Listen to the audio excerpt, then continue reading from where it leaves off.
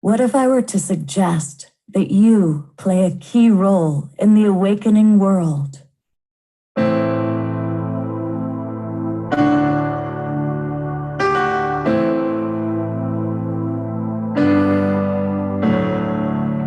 And that you are watching this because you have heard the call.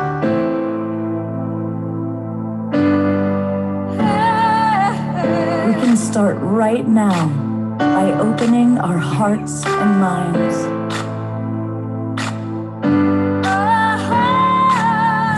Welcome to the awakening world.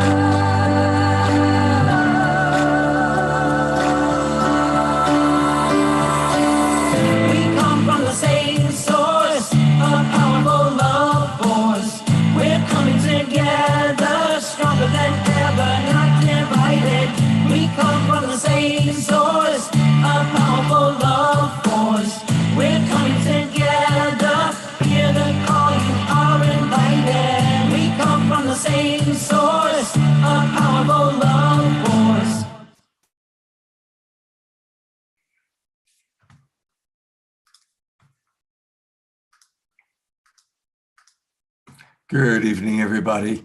I'm Love Coach Scott Katamas, and I am your host for the Awakening World. And this is our Saturday night edition. Welcome. It's wonderful to have all of you here.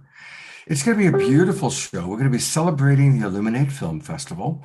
And I want to welcome all of our friends that are in the Zoom room, all of our regulars. And I see a lot of our regular friends, and always put into the chat box where you're coming from geographically. I also want to thank all of our friends that are watching on Facebook. And a big thank you to John and Summer Raymer. They run the Sign Network, that's spelled S-I-N-E, and that gets us out to up to 100 Facebook groups and pages. Now, if you are watching on Facebook, or you might also be watching on Alan Steinfeld's YouTube channel, and whoever Ann Baldwin is, we don't want you to share your screen. Thank you. We're all in our living rooms. We're all at home managing these things. So do remember to keep yourselves muted, and please be careful with what you do in terms of screen share. Back to our friends on Facebook. We want to invite you to join us. The Global Peace Tribe is wonderful. We do 3 shows every weekend at minimum, sometimes special events, and would like you to join us. And it's easy to do that. Just go to globalpeacetribe.com. That's globalpeacetribe.com and register. You'll see this little link down at the bottom of whatever page you come to. And this takes you to our registration page. And as I said, we do 3 shows minimum every weekend. And all the people you're seeing on the poster, those are some of our co-hosts and some of our regulars that are on the show frequently with us. Last night, we had a really special show going into memories and moments from the past. And this, of course, is the show that we're doing tonight, celebrating the Illuminate Film Festival.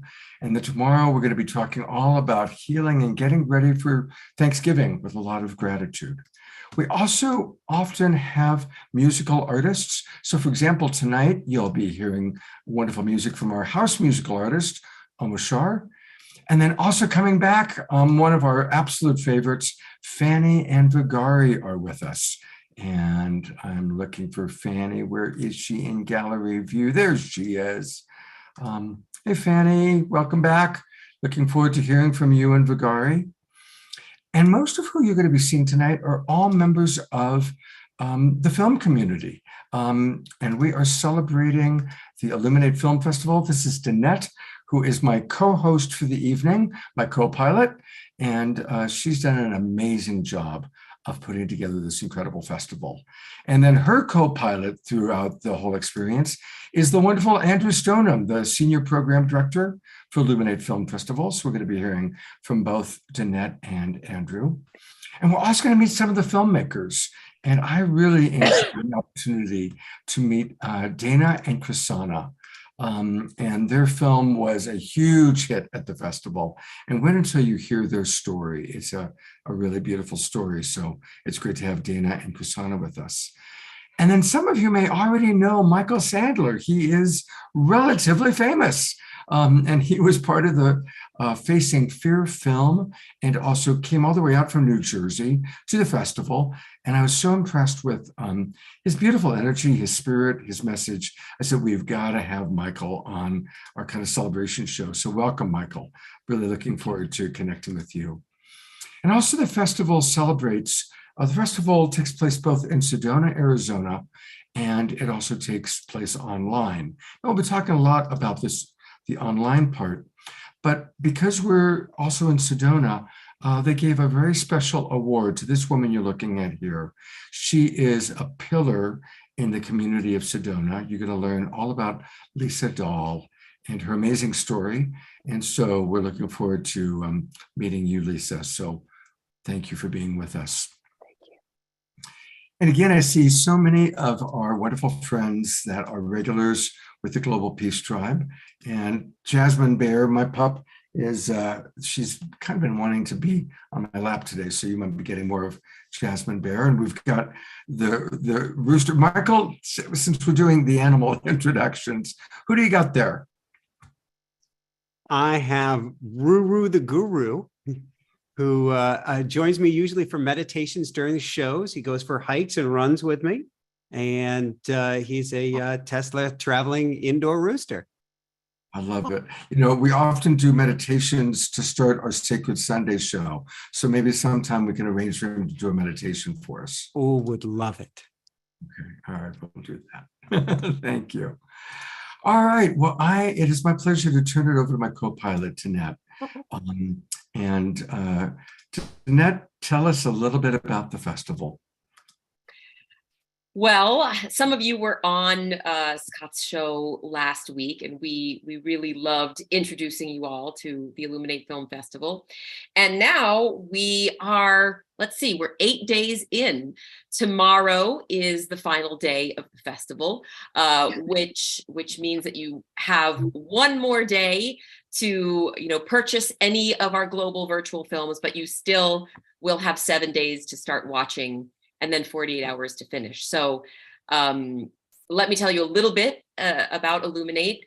We started 9 years ago now here in lovely Sedona because we really believed in the vehicle of film to elevate humanity. There were so many other industries that have joined the global conscious movement because I think we're all seeing that we need to move in the right direction here as humans on this planet and create personal, community, and planetary transformation. We all know an awakened world is possible, right? That's why you're all here at this show. And it takes a village to make that happen. And one group of people that is making that happen are filmmakers, because they are not only awakening themselves, through their own journeys, but they're sharing them with the world. And, this really is a force. I don't know that there is anything more powerful than the moving image, to create change in this world. So I just appreciate all of our filmmakers, our industry guests, our awardees, because we're all on this train together. Beautiful. We're going to show throughout the show a few trailers from the movies. And I think this first trailer I'm going to show is from a great movie called Gratitude Revealed. I had the joy of moderating the Q&A afterwards with Lynn Twist and the filmmaker, Louis Schwartzberg. Danette, anything you want to share to introduce the trailer to our audience? So, Gratitude Revealed is a film that was, I think, 20 years in the making for Louis. And many of you may know Louis already from his most recent film, which was Fantastic Fungi. And what I loved about that film is, boy, did it brought out the mushroom lovers in all of us. And, it turned out to be a huge phenomenon. And Louis even denied, originally a deal with Netflix or any kind of major distributor because he wanted to hit the ground.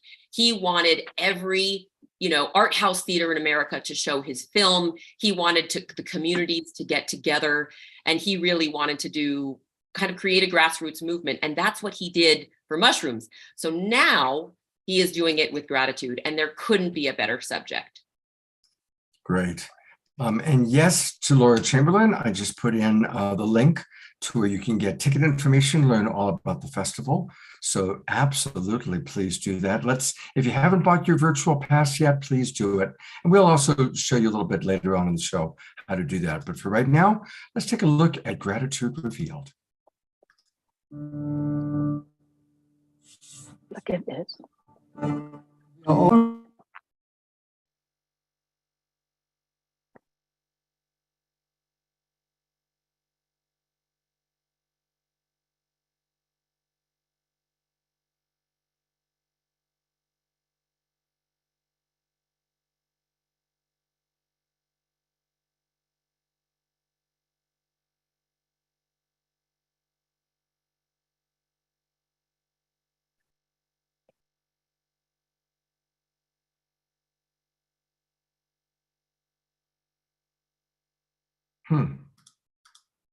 Just hear it all.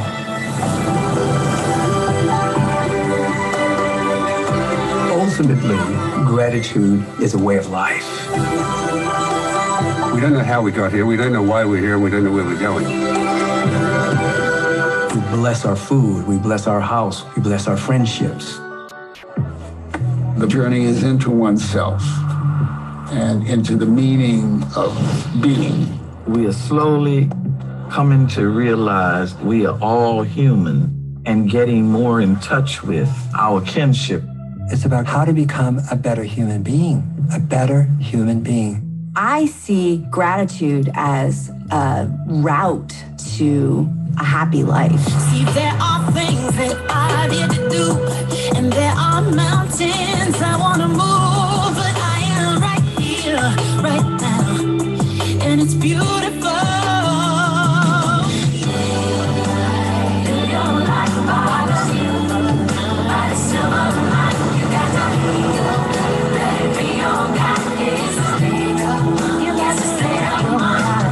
Let the gratefulness overflow into blessing all around you.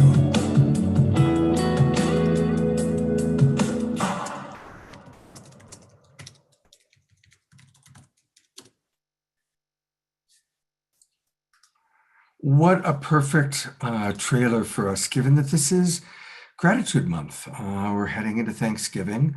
In fact, tomorrow's Sacred Sunday show is all about gratitude. So it's a really inspiring film, and it's just one If of if you don't have a gratitude practice already, you will after this film. The film itself is a gratitude practice, to be honest, because when you're done with that, you've seen a multitude of people and their stories, and everything that we really have, that we can be grateful for. Yeah. Gratitude is the great non-denominational spiritual practice, So now, for those of you who are new to the Awakening World, we always have lots of music, especially on Saturday nights. And so we like to get music going right away. And we have with us our house musical artist, who is my co-pilot. He's my Andrew. And of course, I'm talking about the wonderful Omashar. Hello, beautiful, beloved Omashar. Good morning, evening, night, namaste, aloha, from here in -3 Colorado. Holy smoke. Oh, wow. I know, luckily I have a nice warm room to be in. So what a beautiful night we're having with the Illuminate Film Festival. The end of, I can't believe it's the end of, because everything's kind of a new beginning, and I know what's coming out of the film festival and what's coming out of the Awakening World shows is it was our new foundation. And the song I'm going to sing is a song, it's a newer song, and it was a favorite in Sedona, and I introduced it about 3 weeks ago, and we'll just get into it. You can move around to it a little bit. Got to press a couple of buttons. And everybody move and groove to the music, and I'll pop the camera on you. And that means you, Karen Eisenberg.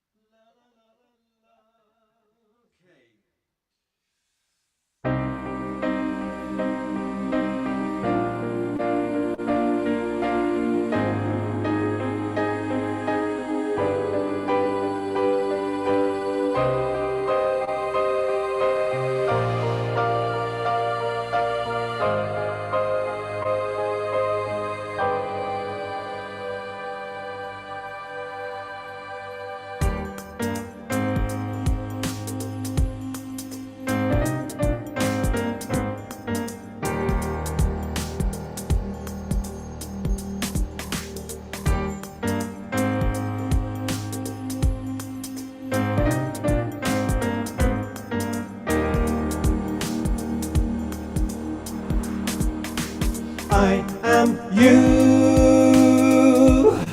though we seem to come from different skies. And what is true is the love that shines right through your eyes. Yes, we are here and now. It's time to leave the past behind. So take me by the hand. Let us walk across this sacred land. Because this is the bit you sing. I am you, though we seem to come from different skies. What is true is the love that shines right through your eyes. And you gotta mute yourself. Remember, we're always divinely connected. Our spirits, our bodies are being resurrected. The love in your hearts will lift you up, and I'll come along and fill your cup. I am you, though we seem to come from different skies. Some people are not muted. What is true is love that shines right through your eyes. 1,000 sunny days describes the joy I feel. I'll walk 1,000,000 miles, 'cause you know I'll see the truth revealed. 2, 3, 4. Remember, you're always divinely connected. Our spirits, our bodies are being resurrected. The love in your hearts will lift you up, and I'll come along and fill your cup.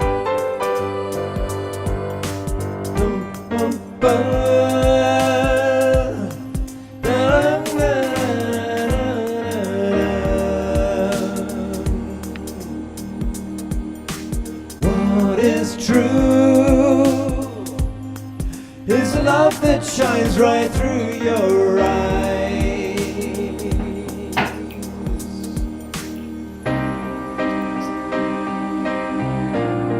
Dearly beloved,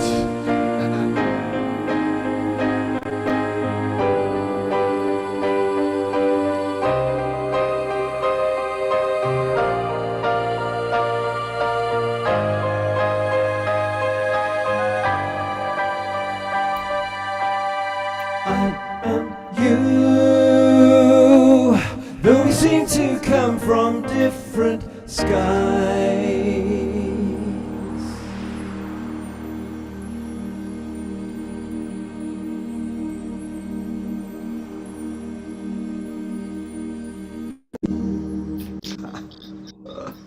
Oh, that was fantastic. I'm going to put the spotlight on Eleanor Choi. Eleanor Choi, you definitely led. You rock, Eleanor. that night. I know, it's a trip.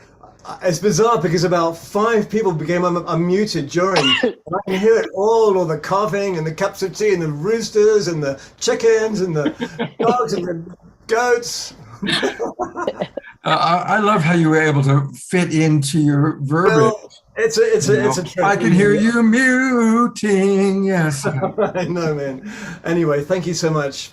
Absolutely. Well, we're going to hear more Omashar later, but just a reminder that you can always support Omashar and enjoy his amazing music. Each of these albums is terrific, and it's easy. Just go to omashar.bandcamp.com. omashar.bandcamp.com. Thank you.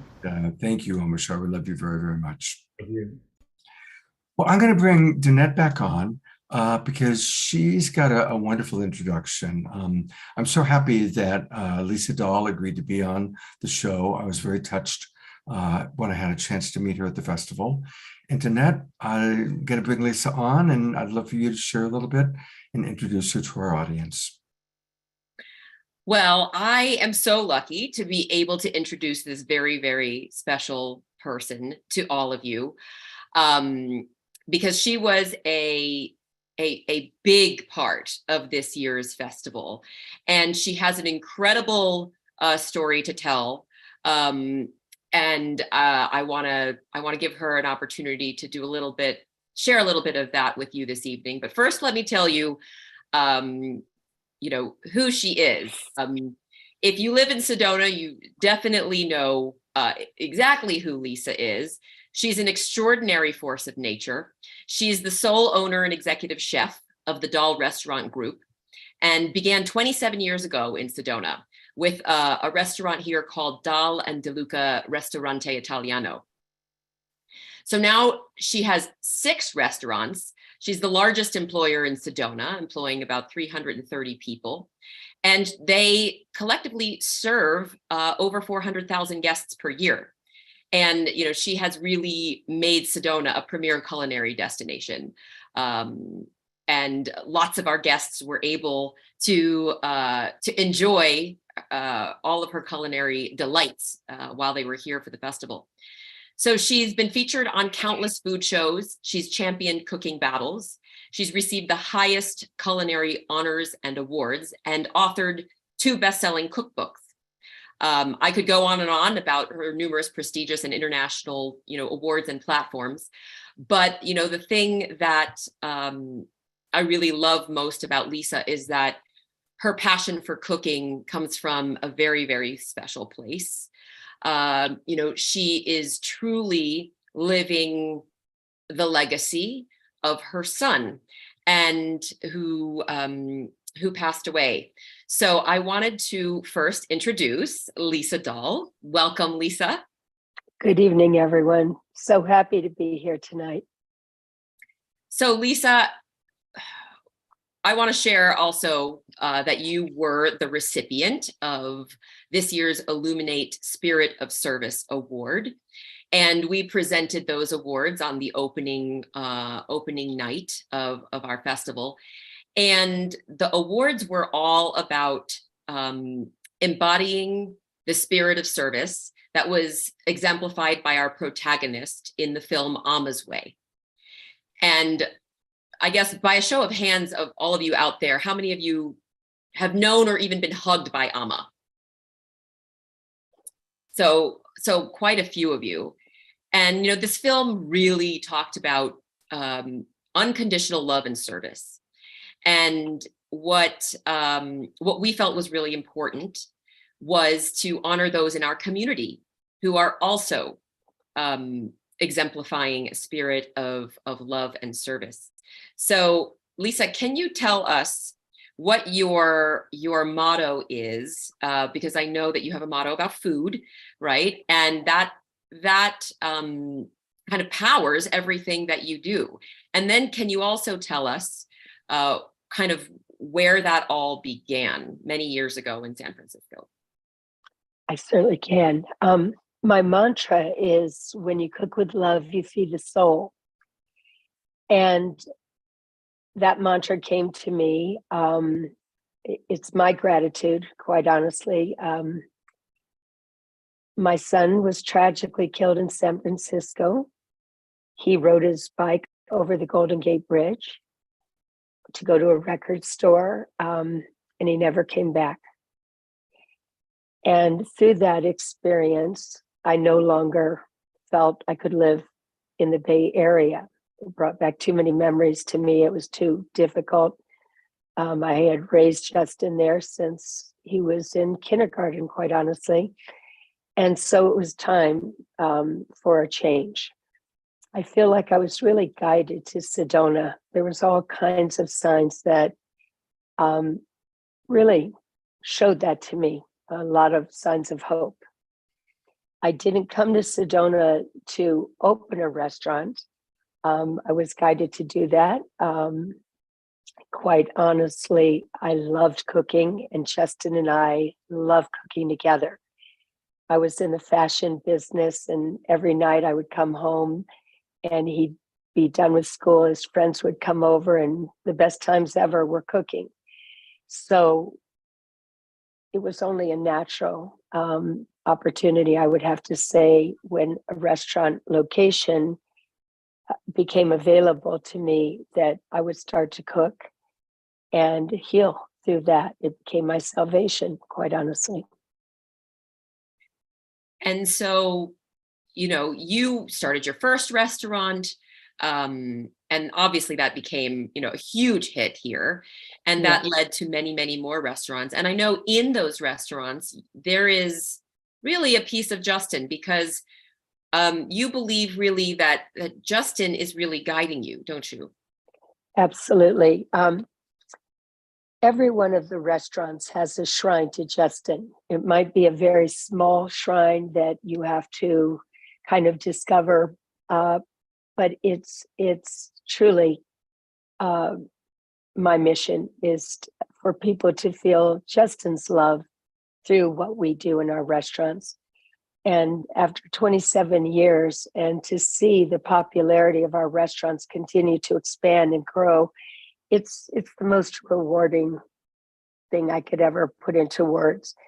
I feel like it's that his love can shine through our food, our service, our ambiance, and the incredible gift that I've been noticing so much recently is the compliments that we get about our service and about the people that work for us, that are basically, they are family members, not just employees. Right now we have about 360 employees, and we've, you know, brought ourselves back since the pandemic in a way that is almost a miracle in itself, quite honestly. Yeah, and you know, this whole story struck me honestly when I read a poem that you posted that Justin had written, and this was really coming from a wise soul, you know, who truly understood where our world needed to go to an awakened place full of unconditional love, and ever since I saw that poem, I really understood your drive and your passion, because everything you do, I feel, is really driven by his words and his dream for humanity. So I also want to just highlight some of the philanthropic initiatives that you've spearheaded. So let's see, Lisa has contributed tens of thousands of dollars to those in need from natural disasters and war-torn areas, including the institution, including the Chef Jose Andres World Central Kitchen, to which the project donated $35,000. Her most significant venture is Project Soup Hope, a humanitarian effort that aims to stem national and global hunger in a unique and effective method. It's dedicated to Justin, and it is now taking shape. So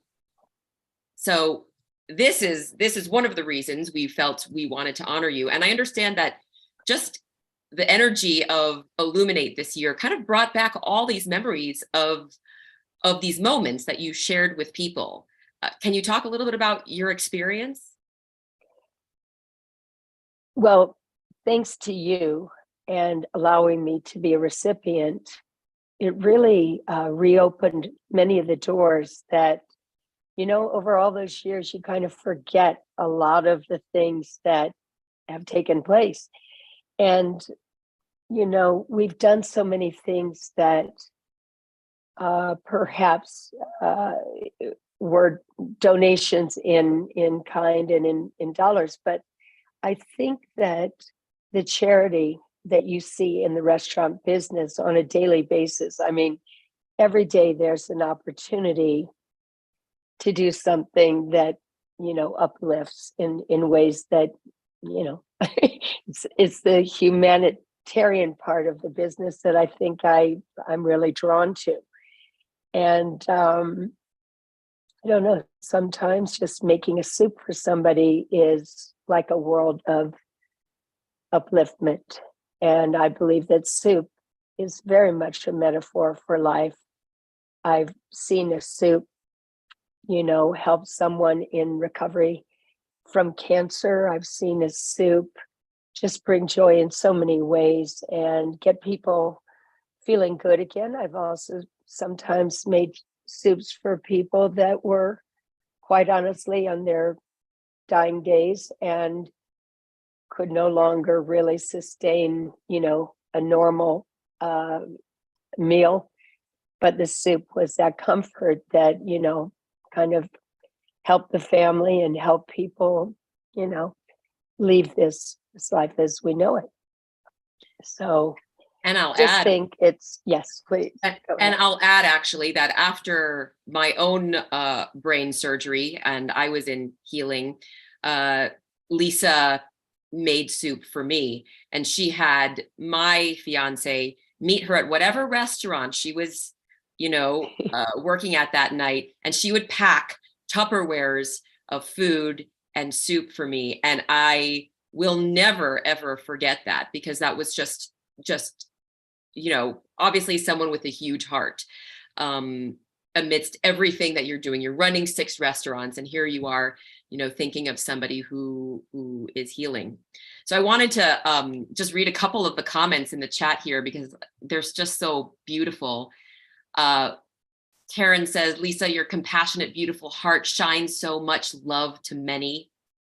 Laura says, yes, soups are soups for the soul. Lisa, love is your soup or power. Oh, that's a good one. That's good. That's really good. And I just wanted to say thank you for everything. And I'll end off with a huge salute to the amazing opening night party that Lisa threw in Illuminate's honor. Her brand new restaurant, which is called Pizza Lisa in the village of Oak Creek, was, you know, the location of so many happy stomachs and happy hearts, because it was a beautiful, beautiful event, and Lisa donated all of it. And you know, the food is just gorgeous and clean and sourced beautifully, and it's just the kind of, it's up our alley. It's the kind of jam we are interested in. Our audiences are interested in, right? This is good stuff, folks. So I just want to say, you know, Lisa, you dreamed up a beautiful event, and it was just really special. So we thank you. Oh, thank you so much. I had a ball myself, and you know, my Saturday nights are changing a little bit. This is a new jam, so I'm loving it. Thank you. Thank you so much. I wanted to add just a couple things. Shalom to everyone. I also really enjoyed the dinner there, and I've been back to Pizza Lisa twice because it's so gosh. And our one of our regulars, he runs the Mystic Monastery. The wild abbot, Jerry, lived in Sedona, and he said that he had the joy of dining at your very first restaurant, and even then it was difficult to get in because everybody wanted to be there. Wow. Well, we call it the Shrine to the Divine. So whenever anyone is coming to Sedona, come visit us. We'll always open our hearts and your palates. Thank you. Thank you so much, Lisa. Thank you. You know, it's interesting that we have this Lisa on tonight, and obviously a big part of the story is how inspired she's been by the passing of her son and passing at such an early age. I wasn't going to share, but then I realized, yeah, I am going to. About 2 hours before the show began, I learned that a very dear friend of mine, she studied with me through Love Coach Academy. She became a love coach, died of breast cancer 2 days ago. So I just want to take a moment to acknowledge my friend Celine, whom I loved very dearly. She was a very bright light and very young, late 30s. And she left our world 2 days ago. And so much love to her, and maximum grace for her husband, Kevin, who, of course, is going through the unimaginable. I went through that when my wife passed away. So anyway, Celine, I'm dedicating tonight's show to you and to your beautiful spirit. All right. You know, it's all about having support. And I'm blessed to have the support of Omashar, who's always with me from our shows. And Danette, you are blessed to have the support of Andrew. And I'd love for you to introduce your partner here. I would be nowhere without Andrew. Andrew is the, he's so embarrassed. He is the curator extraordinaire at Illuminate. And, you know, he has an incredible eye, and I'm trying to convince him to start a film critic show because he sees in films what, you know, many other people don't. And so I really truly rely on him to source films. Now, I got to tell you all out there, we don't just happen to come across, you know, 11 films and go, oh yeah, these are great, let's show it. No, this is a process. And on a regular year, we might look through 500 films to find the top, you know, 11, you know, to show during the festival. So first, Andrew, can you share a little bit about that process? Because everybody wants a little, you know, behind the scenes look. So yes, we do go through quite a number of films. We do a lot of, before the festival, we spend months and months of researching, reaching out to distributors, sales agents, filmmakers to find out what films are out there. There might be some films that have just, you know, just being finished, completed in the editing room. There might be films that are currently being shot, but might be ready just before the festival. So we kind of comb through, and we also have a very hefty list of contacts that we've made throughout the years. And so we also reach out to them and say, hey, do you have any projects on your slate? Or they might connect us with somebody who we didn't have a connection to. So definitely a lot of research and a lot of going through screeners. We get in these screeners and we have a whole screening committee of volunteers. It's about anytime between 10 to 15 people, depending on the festival season. And these dedicated volunteers watch these screeners, these films, and help us narrow it down. And we usually go through approximately somewhere, I would say, between 300 to 500 films any given year. And we have to whittle that down to, as Nat mentioned, 11 films. So there's certainly a lot of work, a lot of film watching. It sounds very lovely, but sometimes by the end of it, you're like, if I didn't have to watch another film. But that's just sort of a little bit that goes behind. And when we're watching the films, there's all tons of things we have to take into consideration. We think about our audience. We also think about, is this a new cinematic voice we're seeing emerging onto the scene? You know, obviously the message behind the film and within the film is extremely important to us here at Illuminate. So there's definitely a lot. Not always is just a great film. There's so much more that goes into making decisions and making the final deliberations. And of course, when you're curating, you fall in love, and you have to fight for those films, and other times those films that you love don't necessarily get into the lineup for whatever reason, and you're heartbroken after falling in love with them.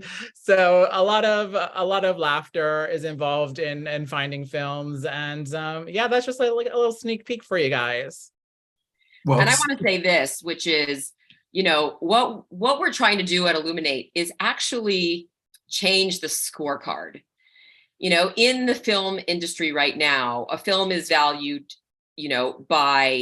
primarily by two things. Number one, how good the filmmaking is it innovative? How have they mastered the craft of filmmaking? And then the second is the box office numbers, right? And so, while those two things are both very important, to us, that is not the most important.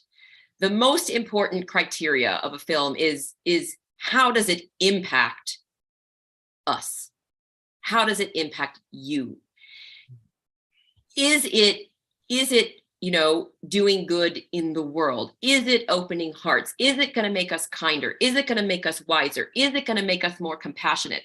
Is it going to make us more likely to sustain our species, our planet, our humanity, going forward? And so we are trying to really change the game, not just here in our theaters and in our audiences and in our global virtual screenings, but even in the industry from the inside out. So that is our goal.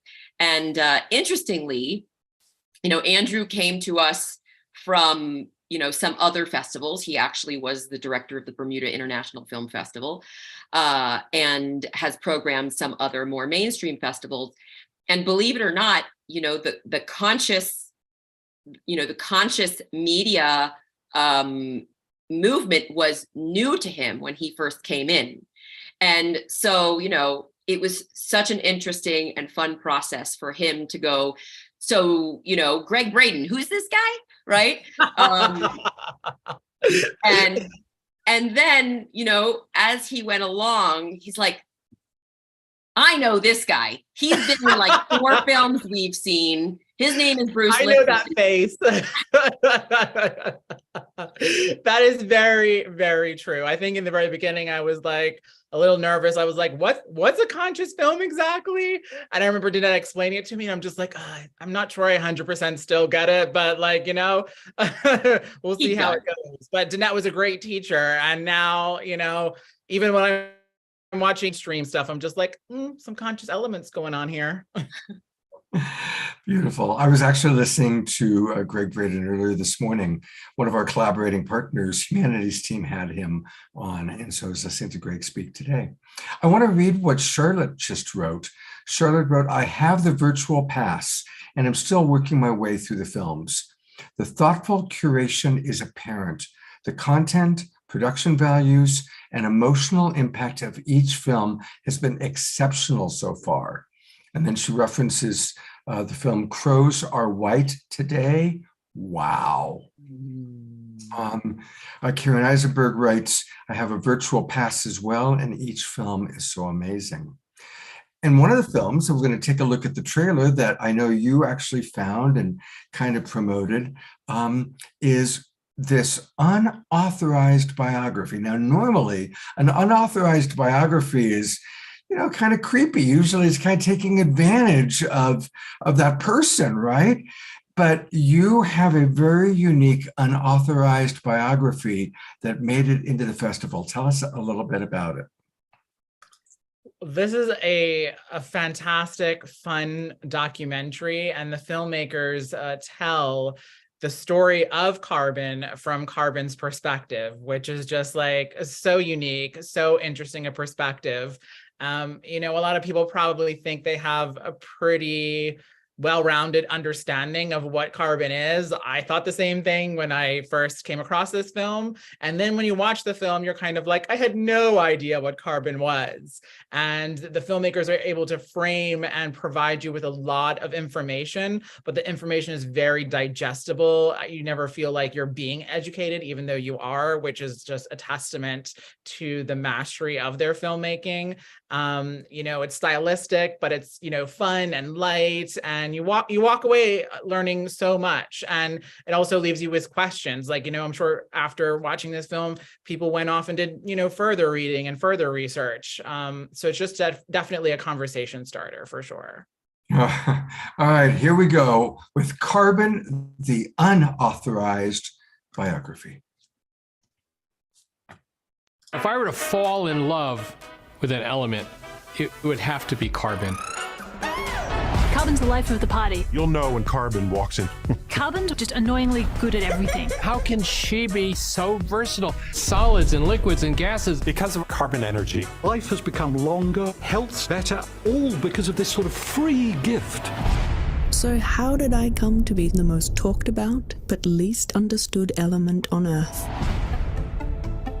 The levels of carbon pollution have increased dramatically.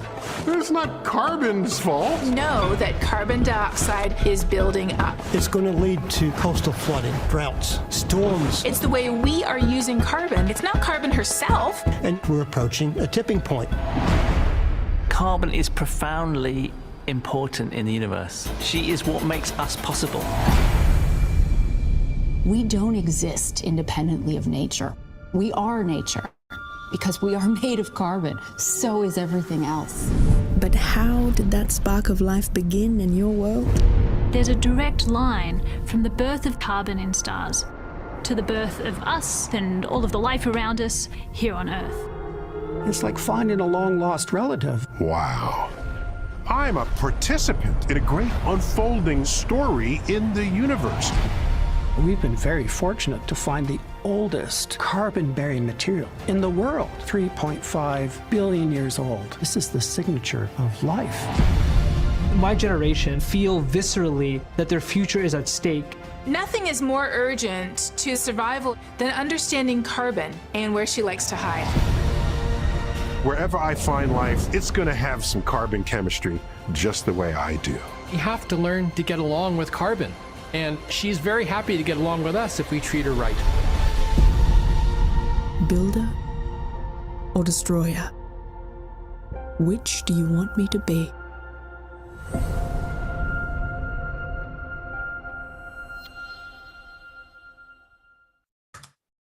Wow. So creative. So creative. Yeah, Andrew, when we showed this live, people had a really strong reaction to it. They did.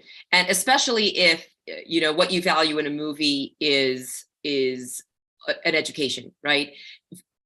If you're an intellectual movie watcher, this will float your boat. And we had really some pretty significant declarations of like, this is the greatest movie that ever lived, from folks who really appreciated its environmental message and its creativity.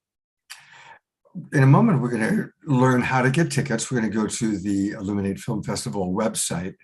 But another comment that just came in from Dorina, and Dorina's all the way in Ecuador. She writes, the trailers we saw last week here in the Awakening World were so great, and the actual films are fantastic. I've seen all of them so far with my virtual pass, and I'm enjoying them deeply, all the way from Ecuador, despite my slow internet issues. And she will share this forward with all of her friends. Thank you.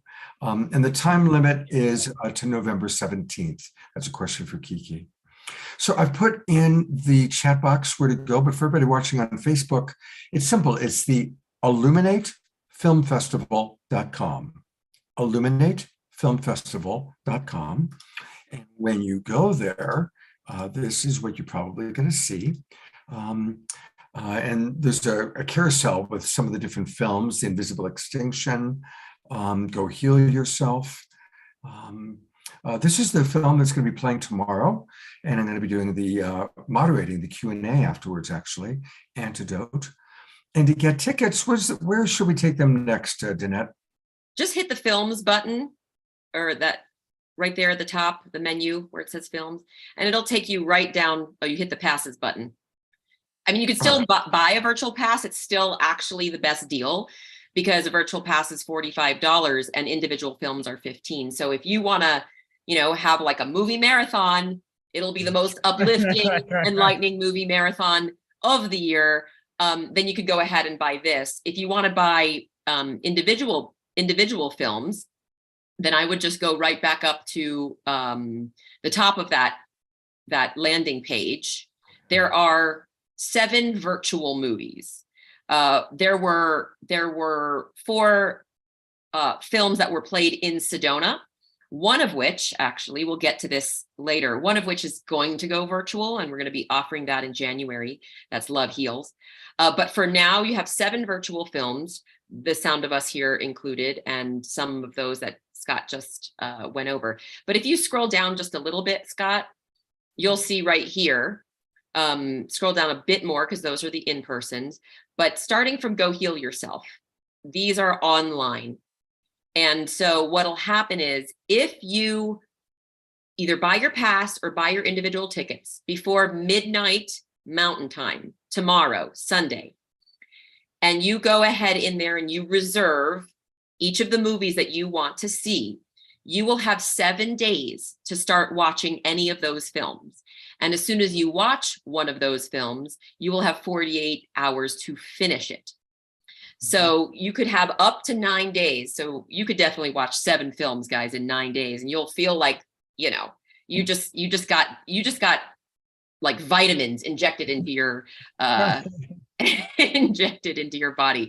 because it's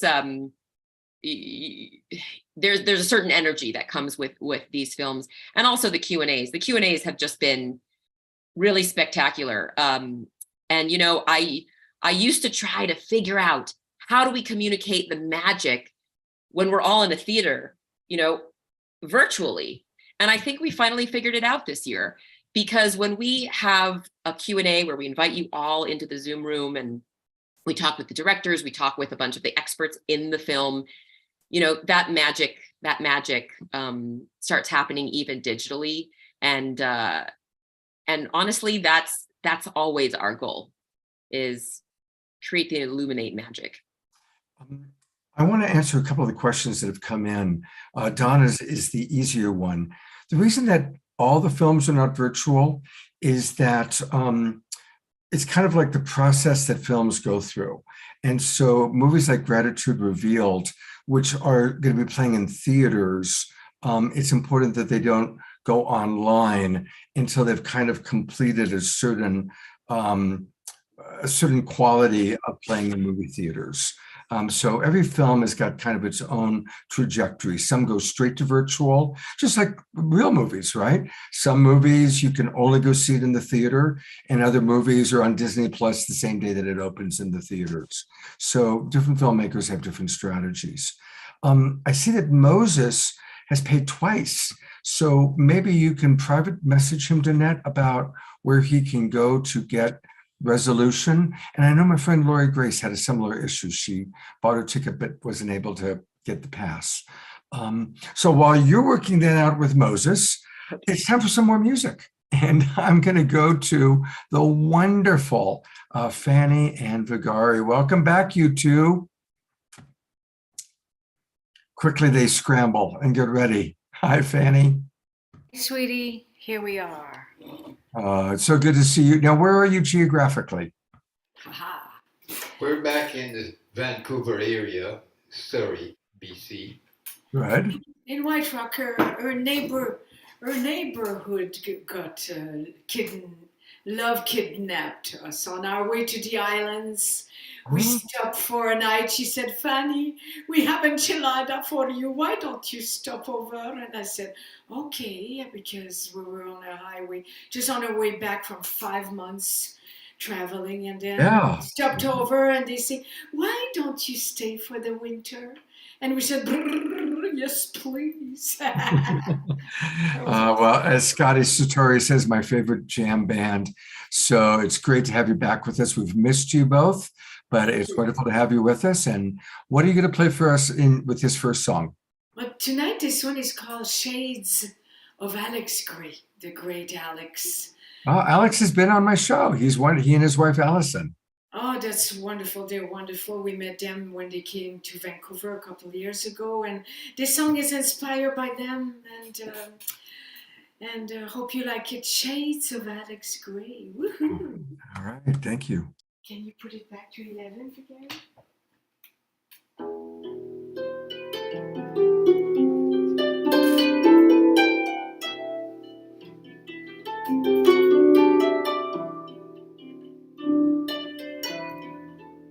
How does that sound?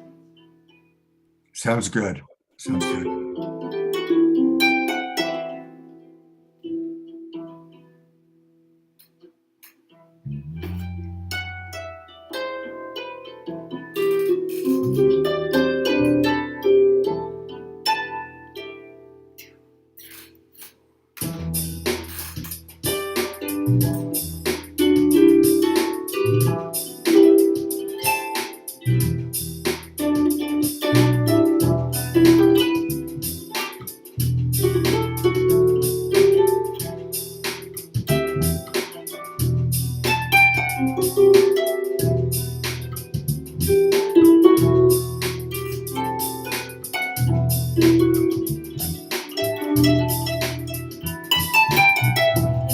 It's time for loving connections.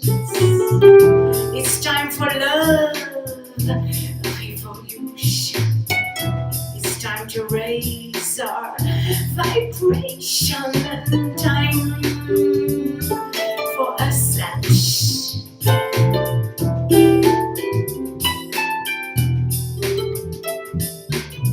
Millions and millions of enmeshed vibration. We are here to uplift this world. So here we are, millions and millions of enmeshed vibration. It's a cosmic possibility of evolution to ascend and disconnect. More loving hearts. What are we here for? What are we here? But to raise our vibration, to bring heaven on earth. Loving, love evolution.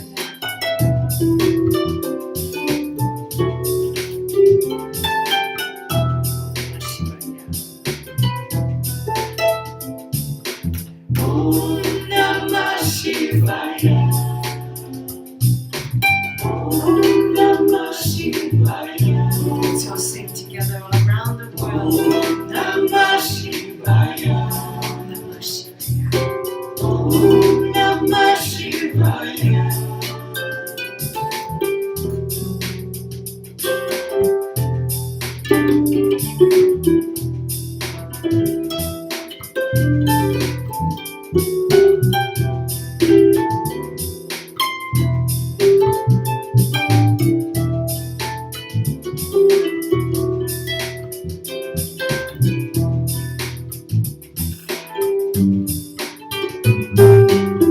It's time to uplift this world. It's time to uplift high vibration. The possibility to live heaven on earth. That's why we are here for. In a collective ongoing reality, because of you, because of me. We are the love evolution.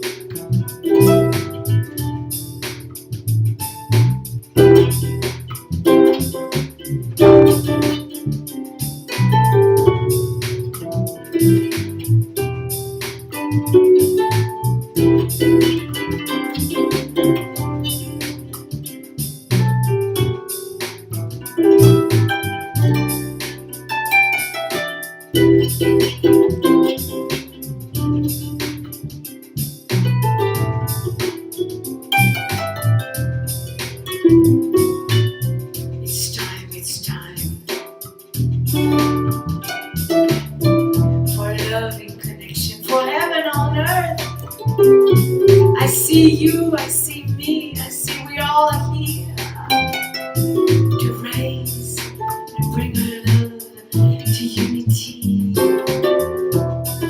the human race to the sun, for all of us to be living in harmony.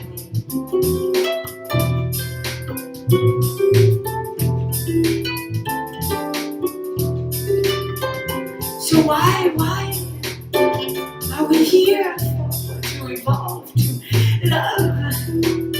It's a possibility, it's a creativity, it's ongoing, it is a happening, it is so beautiful to raise our loving vibration.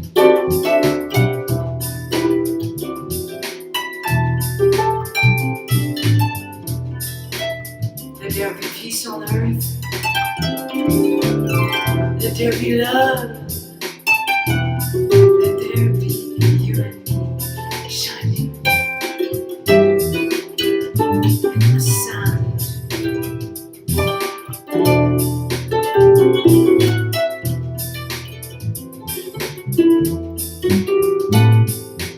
Om Namah Shivaya.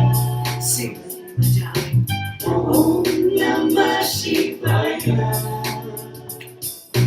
Om Namah Shivaya. Sing your song. For peace on earth, for here it is in my heart. Om Namah Shivaya. Ay, ay, ay, ay. Om Namah Shivaya. Ay, ay, ay. Om Namah Shivaya. Om Namah Shivaya. Om Namah Shivaya. Om Namah Shivaya. Om Namah Shivaya.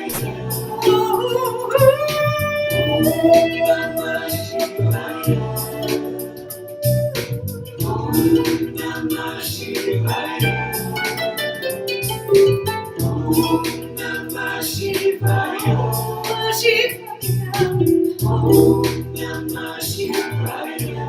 Namah Shivaya.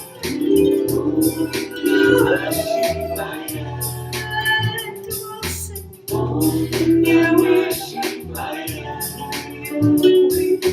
Om Namah Shivaya. We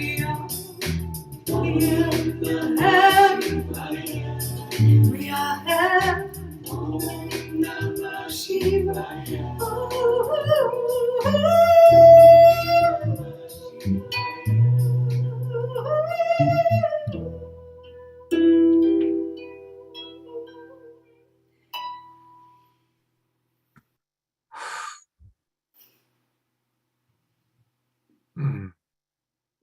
Thank you for taking us on such a beautiful journey. Just so beautiful.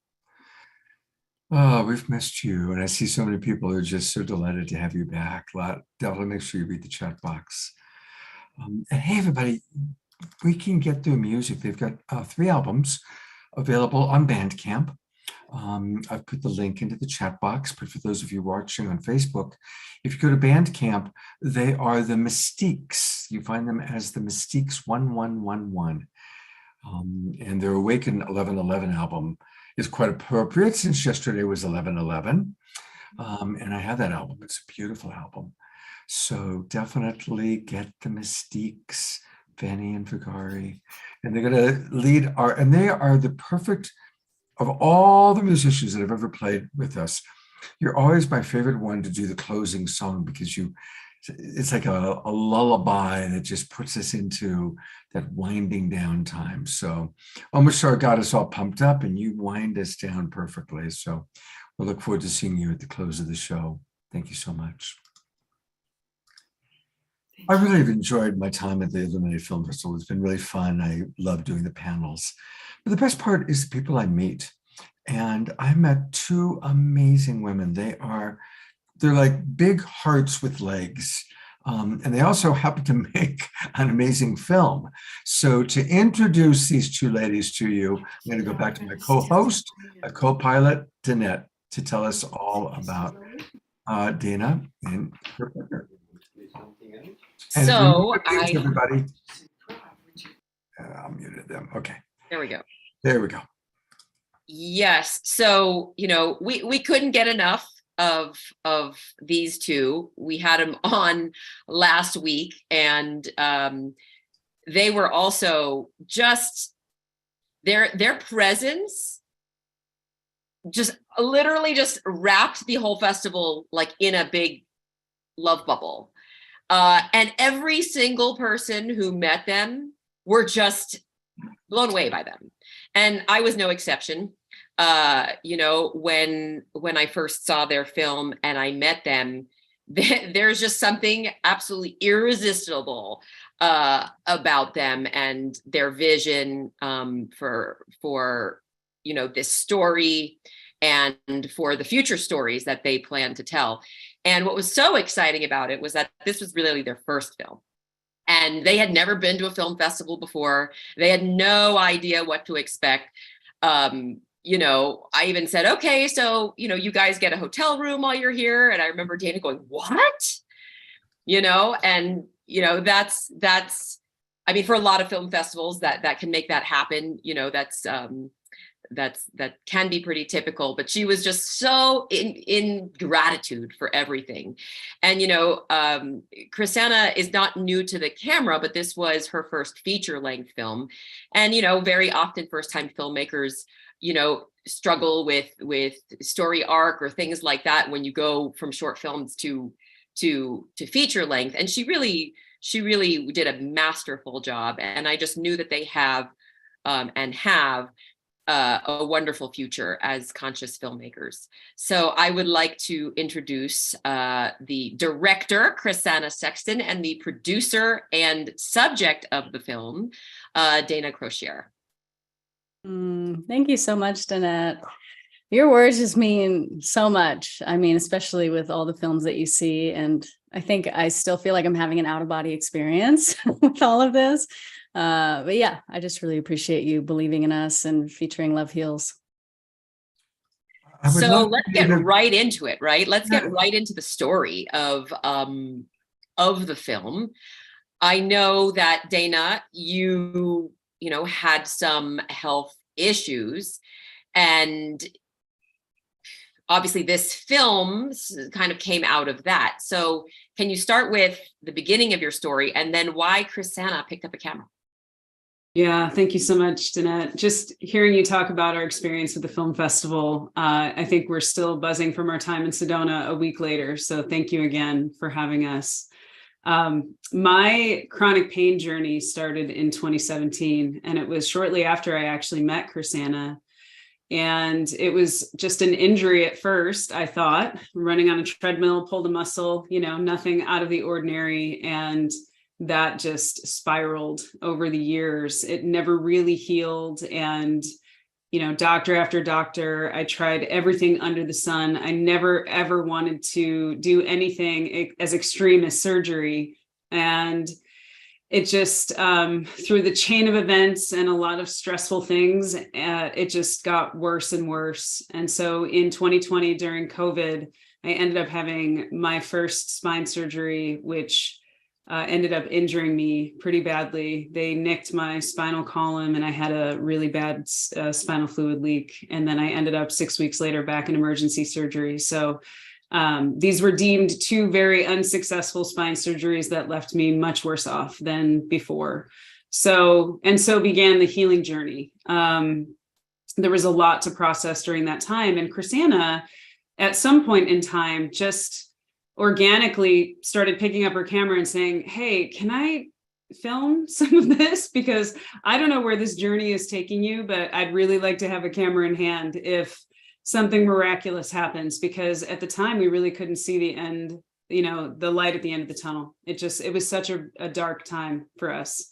So coincidentally or not, about a year after my surgery, Chrisanna was asked to create a film about healing. using some ancient wisdom and mind body practices. And when we went to the meeting the first time, I just tagged along. I was on leave of absence from these surgeries. I worked in corporate America in the financial area my last 16 years of my life, and I was just there. And the executive producer asked, what is your story? And we explained that to him, and Chrisanna's like, yeah, I've been kind of watching her journey through my lens. And so I became the protagonist in that moment. We never anticipated that really being the case, and it just really worked out perfectly. So they followed my journey. I went through incredible healing experiences in Sedona, and we took 18 other people on that journey with me through immersive retreat experiences to teach them a lot of mind-body practices and mindset, and helping myself and others release some stored trauma and other things that were holding them back from having a really incredible environment in their bodies to feel healed and whole. So that's how Love Heals began. So Chrisanna, what was going on in your mind then? When I started filming? Yeah. I think that I just thought maybe it would give me some hope. It felt like we were never gonna, it was like the darkness would never end. When things were dark, it just got worse, or something else would happen. It was just this incredible series of events. And so I thought, this is so heavy and dark. I think if I film it, maybe there will be a point in the future where I can look back and say, oh, we've actually made progress. Oh, it's actually gotten better. So I think that was the intention. But of course, there were moments that felt so sacred that I didn't pick up the camera. It was very interesting to try to even learn when was appropriate and when wasn't. So obviously, folks, out there haven't been able to see it yet. Only the folks who have been to the in-person. But we are very excited that you have both agreed to show the film online at an Illuminate virtual global screening in January. So we're very excited about that, and I know all of you out there, audience, you're itching. We've gotten a lot of people that, where can we see it? When can we see it? When is it going to be available to all of us? So we do our best to try to make things available globally when the time is right. So can you share a little bit what it was like to go to your first film festival?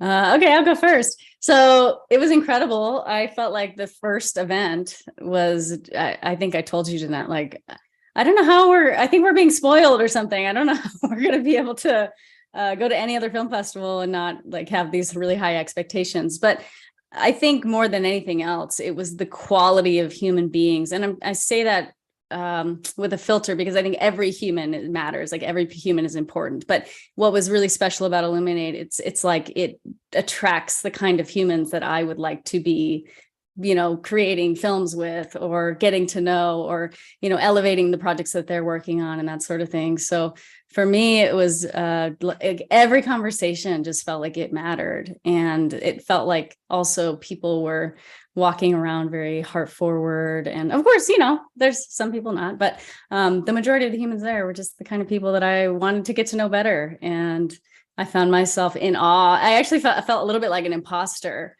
Like even when I would say, oh, I'm a filmmaker, it took me a little bit to have some confidence in that. And it's just such a warm, inviting energy that was surrounding the space. But I think even like Ama's Way, for example, that film directly touched my soul and deeply impacted me. So I don't know, I could go on and on, but it was just a really amazing experience. And I'm already emailing several people that I met. I have some projects that I'm like talking to some people that I met about and getting ideas from them. So yeah, I can't even wait till next year. I'm like, I'll be there every year for sure. Well, we would love you to make a film every single year. So Dana, what were your big takeaways, and how, if at all, has Illuminate helped the film? Oh, so many ways. First of all, I'm our producer, so we will make a film every year for you. No problem.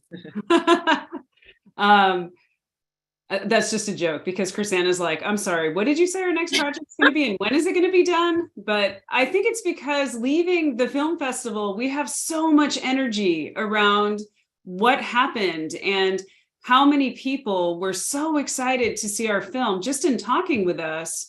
And then on Sunday to have 2 sold out theaters and people, I think one of the biggest things for me was being the observer of people watching our film and how it impacted them in this film festival setting.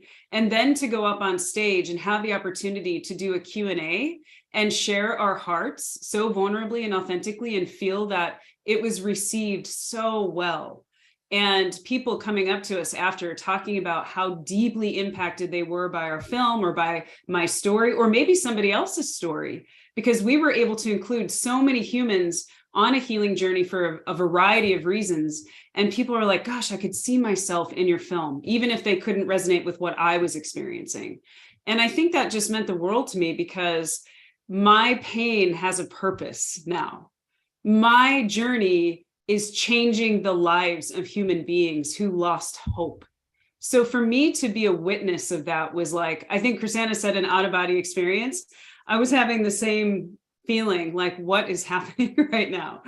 And as a result of the film festival, there are 2 things that I would say are my greatest takeaways. And one of them is the camaraderie of filmmakers. So we're the new kids on the block. This is our first film. I mean, we got such an incredible response, but what is so touching to me is that other filmmakers and people in the industry that we are brand new to in this space anyway, we're so caring and genuinely like wanting us to succeed and wanting to help us or mentor us in ways that, I mean, I was just in awe over how much people cared about us, about our film, and how to help us continue to have success in this space. So that was the first one. And the second thing was people are still reaching out to us after the film festival is long over, at least our portion of it, and just so excited about our film, saying really kind words. What are our next projects? How can they be of service to us? How can we collaborate? And this has changed my life, or I now have hope, or I'm experiencing relief for the first time. I mean, it's just remarkable. And then on top of it, I felt like an absolute rock star because you guys put on such a great festival and you treat everybody so well and create experiences that will literally be a memory that I hang on to for the rest of my life. So you created so many beautiful firsts for us as filmmakers and as attendees of this film festival. And I live in a lot of gratitude for this. So thank you. I'd like to ask you now, kind of shift a little bit to the beautiful personal part of this. So in case our audience hasn't figured it out yet, Chrisanna and Dana are also a couple, and a beautiful couple. And because this is the awakening world and we share on a very intimate level about life, I'd love to just hear from each of you what it's been like as beloveds going through this journey. Go ahead, Liv. Sorry, I was trying to unmute. Thank you for that question, Scott. I think that Dana she's such a wordsmith, so she's going to be able to put words around this better than me. But every morning we eat breakfast together. It's kind of our sacred time. And we try to put words around this experience. But I think if you had asked, sorry. I think if you'd asked me 2.5 years ago when Dana was laying in our living room and she couldn't walk and she couldn't move, and I thought, this is just getting worse and worse. If you'd asked us like, what do you think, what good could come of this? I wouldn't have had an answer. And after the last event of the film festival, a man in his 50s came up to me, and when he had tears in his eyes, and he just said, Chrisanna, at the Q&A, when you asked us to say, I love you to ourselves, I said, just say, I love you. I love you. And he's like, I couldn't do it. I couldn't do it. And now I'd like to go on that journey to figure out how I can love myself. And so I think that's it. Like, when Dana and I have these talks about, man, it's just remarkable to see how our pain and especially her suffering brought us here. What it did was it brought us back home. It brought us back to this place of like, where do I find hope and love within? Because it's not working, seeking it externally. And I don't even know that I'm putting words around that, but I think when that man said that to me, I thought, this is everything. I don't even care if the film wins any more awards. I don't care if any other human sees it. I mean, I want more humans to see it. But if the film was made just for that one man to go on a journey of self-love, that's it. So Dana's a superstar for me. She's the magic. I just have the privilege of capturing the magic of her journey. But yeah, I don't know. That just like touched a deep part. Inside. Your emotions are so welcome. So thank you for sharing the love. That's, when you were having that moment, we could just feel your love. And it's a high point of the show for me, right? Whenever we can see love in action, it's a beautiful modeling. So thank you, Krisanna, for modeling love in such a beautiful way. Thank you. Dana, you got a tough act to follow there. Oh, but I have something so profound to share because this topic, Scott, is really big for us. I will never forget the day Krisanna went to our other producer and said, I feel deeply that I need to be in the film. And this was my journey as well as a caretaker. And we were terrified to show our love on the big screen. The truth is, Krisanna fought that. 95% of the film was done and she wasn't even in it yet. And so it was because of that fear. And we got like some really powerful encouragement from the other producer to say, this story is authentic. And this story is, your love is part of it. Yeah. So I will share with you that the first time a group of humans saw this film, like only the one time we've ever had a screening when Danette actually saw the film, there was a man that was so deeply impacted. And he didn't say these words. His wife actually came up to me after and said, I'm so grateful that you showed your love to the world because the world needs it. And my husband was not open to the LGBTQ community prior to this. Like it was not a safe space for him. He was not like, okay with that. And he watched your film and it literally broke him wide open, full of love and acceptance for the love that you two shared in this film. And I can't even tell you what that meant to us. He hugged us so many times. We went to breakfast at the coffee pot the next morning and they were there coincidentally and paid for our breakfast and hugged us. He hugged us so many times. And I was like, oh my gosh, to let fear stop us from showing that would have been literally just devastating. And so thank you for the question, Scott, because the love that is shared on the screen is so real and so genuine. We are just, what we experienced together brought us closer than we've ever been. And now to see the impact that it's having on others and opening up the hearts of people to accept the love that we share, regardless of us being in a same-sex relationship, is just beautiful. And I think it was time. So thank you.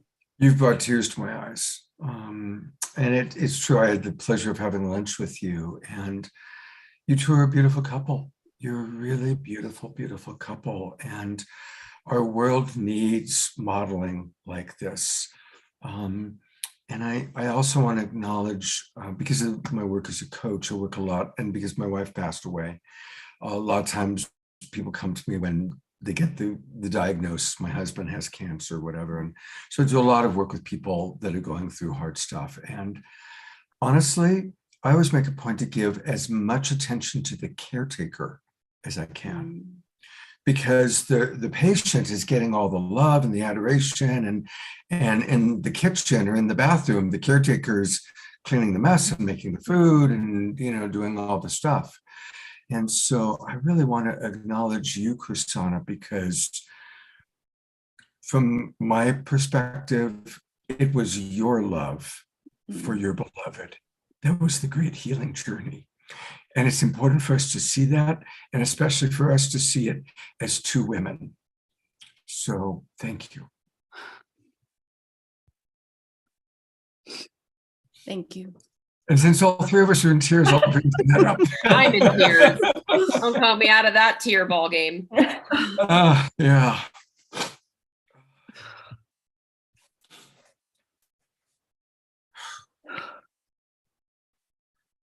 Thank you, Scott. Means a lot. Thank you.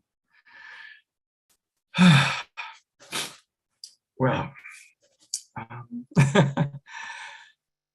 just a reminder to everyone watching, let's just do our very best to, when we have a prejudice, when we have a fear, let's get curious. When something is different than the way we were raised or what we were taught with, and we notice the prejudice, we notice the judgment, we can always replace that with curiosity. And that's how we heal the world. That's how we transform, is by choosing curiosity over our biases, over our prejudice, over our judgment. And again, thank you so much for this beautiful moment on the show and for modeling this for us. Thank you.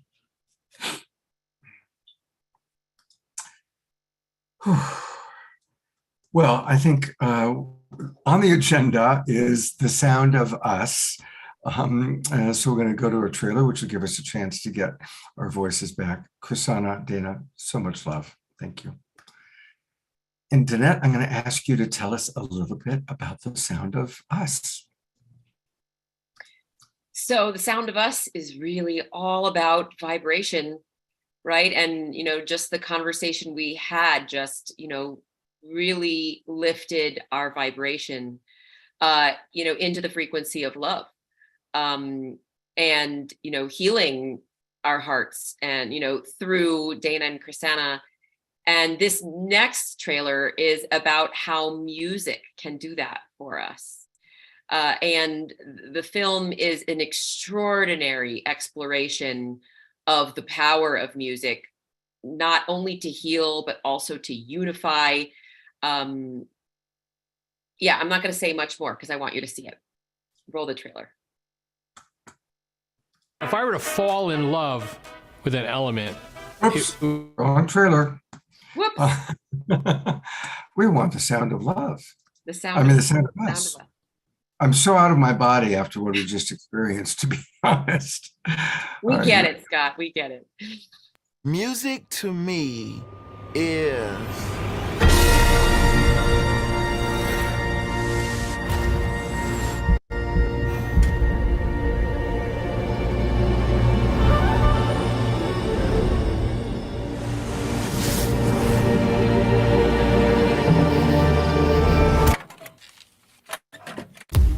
I don't even understand it sometimes, how it happens.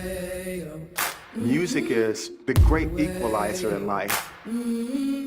All of our programming came to a screeching halt.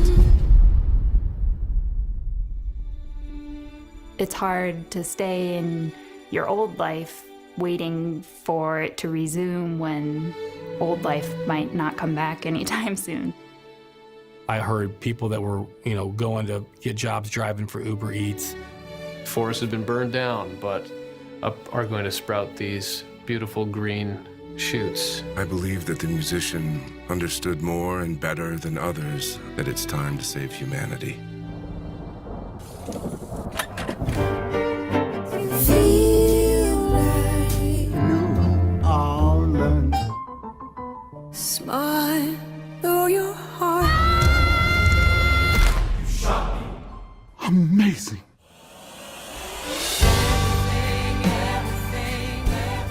Music is nothing but communication. Because what I just want to do every day is hope. It's redemption. It's a beautiful thing. Music is life, love, light, honest, makes us feel known, tradition. and it just feels like home. We are part of a collective humanity. Music chooses you is an opportunity to have a conversation. It's a miracle on every level. Whatever music needs to be for you to be better, let it be that.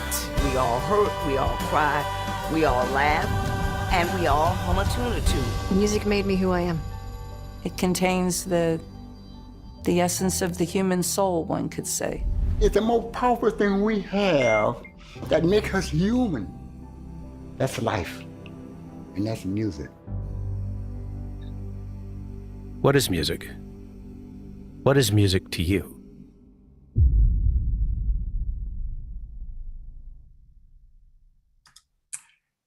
You know, that's the third time I've watched that trailer, and every time I have the same experience. It is one of the best edited trailers I've ever seen in my life. The editing is just extraordinary, really extraordinary. And that same feeling that we get from that trailer, you get every once in a while in the film, actually. So bring your tissues again, because it has these crescendos. It brings you to tears, and then, you know, it takes you down into the soothing, and then it brings you back up into like this crescendo and this, you know, so the editing is spectacular, and the storytelling, whew, I mean, you will get to meet people like Corey, a man named Corey, who is an inmate, and, you know, it's his story and it's his healing story. And, you know, you just feel for Corey, right? Because there's a program called Project Music Heals Us, and they go into the prisons and, you know, they try to rehabilitate, right? Or inmates really try and rehabilitate themselves. And so, you know, that part is very powerful. And then at the Q&A, on Thursday night, at the live Q&A, we had Chris Jarrow, who is this, you know, incredible award-winning director, and he's nominated for 12 Grammys or something like that. You know, he's a music producer, works with Sarah McLachlan, you know, lots of A-listers, and he was there. And then the two people, Molly Carr and Andrew Jans, who play music for Project Music Heals Us, were there. So that alone was epic. But then nobody knew this, but Corey showed up. And they had not seen Corey or heard of Corey. He got out of jail, and he showed up, and they were even blown away. And they said, well, Corey, how are you doing? And he basically tributes his entire elevated frequency and state of well-being from the music that they played while he was incarcerated. So, you know, it's really just the magic, you know, coming through these films. And I welcome you to be a part of that experience. It's all recorded and it's online and available. Wow. Well, we're going to go to Michael Sandler in a moment. And for that, I'm going to bring Andrew up. Michael was a big part of this wonderful movie called Facing Fear, which I had the honor to moderate the Q&A. And watching Michael in the movie and then meeting him, he is a force of nature, clearly, and has been a very inspirational force for many people. So I'm going to bring Michael up. And Andrew, I would love for you to tell us a little bit about Facing Fear and a little bit about Michael. Sure. So Facing Fear, it was one of our physical screenings. It screened actually a week from today, last week, Saturday. And it is about one man's global journey to discover how best to manage fear. It's a documentary film. And as Bill, the protagonist, who's also the director of the film, goes on this journey, he encounters and seeks out a number of experts, including spiritual leaders, wisdom teachers, trauma experts. It's quite a nice balance of spiritual knowledge and scientific knowledge. and they all kind of weigh in on the topic of fear. Like, what is fear? How do we combat fear? How do we combat trauma? So it's a very personal documentary, and we had the pleasure of having Michael join us for that screening. It was not only a screening, but also one of our Luminary Living Room workshop programs. So in addition to the screening and a very well-rounded Q&A, there was also a workshop component. There was a screening component and then a post-workshop component. So it was a very big program. And Michael here is actually, if you don't know, Michael's the host of Inspire Nation, which is a show, a podcast, and it's dedicated to bringing in top authors and experts and all sort of spiritual masters and wisdom teachers and having them kind of provide motivation and advice to Michael's audience. And he came in quite last minute. So I am curious about your journey with this film, Michael, right? It's a little bit different than Chrisana and Dana, who are filmmakers. In this particular instance, we had a filmmaker who is creating this film and somehow came across you and for whatever reason decided to include you in the film and your expertise. So I would kind of like if you could provide us some insight into that. How did you meet up with Bill, the director, and Jennifer and really get involved in Facing Fear? Because it's a totally different perspective. Thank you, Andrew. So a few years ago, I had met Bill Bennett through his movie PGS, Personal Guidance System. And it was an absolute brilliant movie. We struck off a friendship from there. And we discussed his path in life. And we discussed my path on life, which involves quite a few licks and bruises, you could say, and several near-death experiences. And so when he told me he was going to be making this movie, Facing Fear, he asked if we can include a little bit of my journey of kind of, I bring, we could say, a special energy to things that I participate in and things that I do, and an energy that really helps shift other people's energy. And he was wondering, but Michael, you've been smacked down so much. You've faced this, you faced that. Where is this energy coming from? And I think he wanted to explore that with me. And when he put the camera on,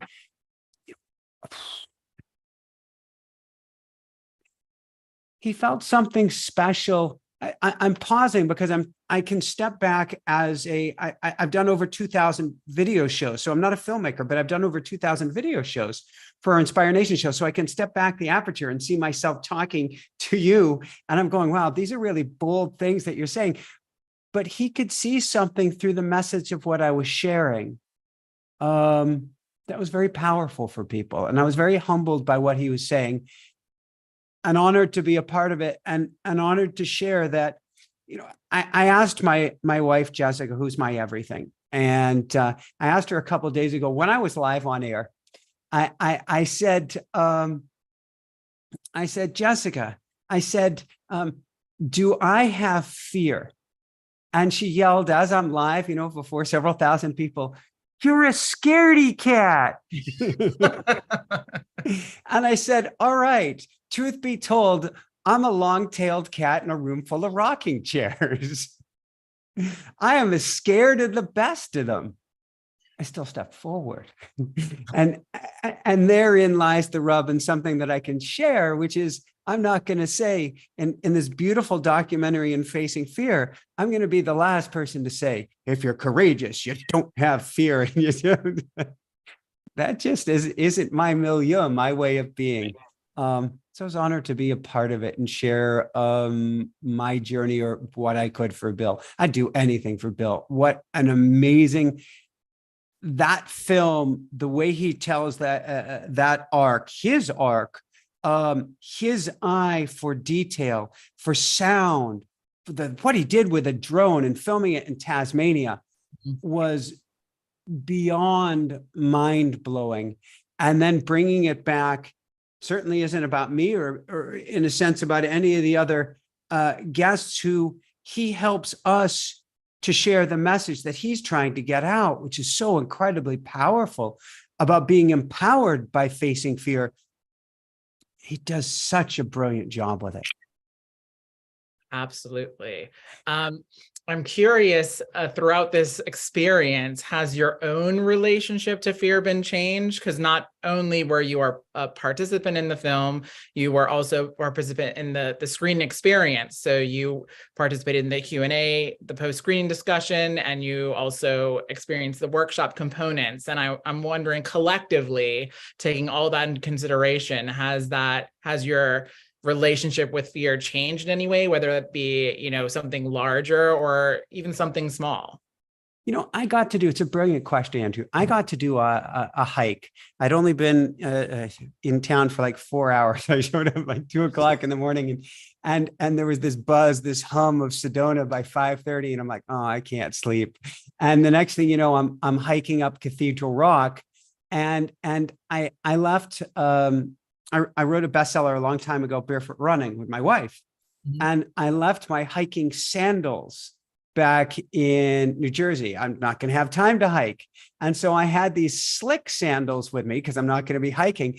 And here I am on Cathedral Rock. And for anybody who's ever done it, it gets pretty steep. And I hike up to the top. I sit for sunrise. And then I go to come down and I'm realizing that it was nearly a year ago where I was out training on my bicycle on Jessica's birthday when I got hit by a car and didn't come home. And she got a call from the police through my cell phone, something you never want to have your wife pregnant with twins receive a call like that. I'm coming down the hill, a very steep hill, and there's a couple in front of me. And I hear the gentleman say to his partner, "Trust your boots." And there was something really profound in that went right back to the Illuminate Film Festival. Trust your boots, which my theme on the way down became trust your sandals. But there was this level of trust. And I think for everybody who was there at the film festival, there is this level of trust in what I'm putting forward, in what I'm saying, in what I'm doing, in how I'm presenting to the world, that I'm meant to be here, or I have been, we think we're on our own personal journey, but there's like a giant marionette in the sky. We can call it source, love, giant cheeseburger in the sky. It's a great pumpkin, Charlie Brown, but there is something or this energy helping guide us. And if we trust that, like we trust our sandals or our boots on the downhill, it's going to carry us someplace so much further than we can imagine. So I was getting that out of the film festival. And as I was telling Chrisana and Dana at breakfast, I was saying this is a Tumblr moment. And I think it's a Tumblr moment for many of us. What's a Tumblr moment? It is, if you ever watch like a safe cracking movie, they're dialing the thing and you're hearing the tumblers fall into place. For so many of us involved with Illuminate on any level, and I'm guessing if I flip the camera on you, Andrew, it was for you too.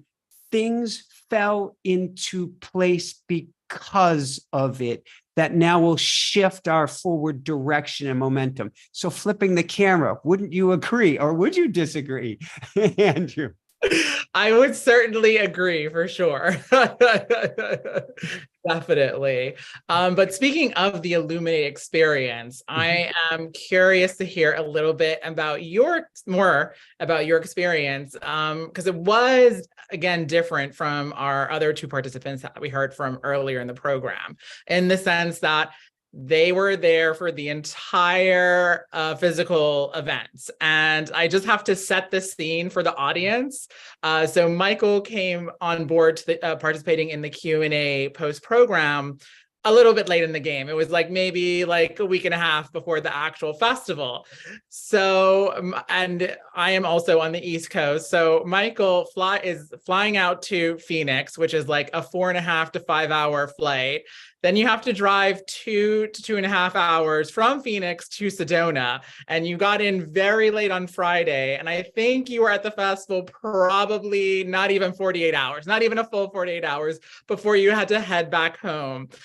And of course, the Facing Fear screening was an early screening. It was because it was quite a robust program.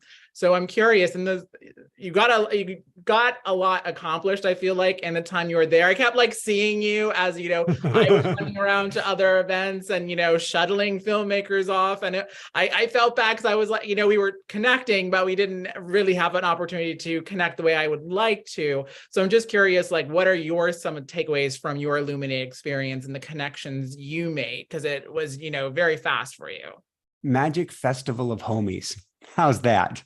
I like that a lot. You could connect. Anybody's running through the sponsor who maybe he is the key sponsor from Ibiza. Giancarlo. Giancarlo. Yes, Mongo TV. So I've got all these titanium parts in me, and I just qualified for the World Championships in swimming and cycling to be held in Ibiza in May. And so Giancarlo's is running past me. And because everybody to me is a homie there, you could just jump in front of somebody, no matter who they are, and say hi, and they get you. Everybody there got everybody else. Everybody was so open, was so loving, was so magical. You just sit around a table at a meal, or what do they call it? The healthy happy hour. And all of a sudden you're swapping stories, serious, deep stories of loss, of love, of speaking with loved ones on the other side of the veil. These stories there, anywhere else, if you had these stories, people would think you're nuts, and they'd be like, scooting back at the table. You've just met these people, and you're sharing stories as if you've been together your whole lives. And that was the energy at Illuminate 3's thing. Yes, I was sleepwalking through half of it. I came with no agenda. I left, mission accomplished, no agenda. It was fun. It was love. I got myself out for the sunrise both mornings that was there. I did stumble around at the late night event on Saturday night going, why am I here? Stumble back to the room, got up the next morning, saw a beautiful sunrise. Somewhere in my camera, I have a photo of a coyote that joined me on the trail.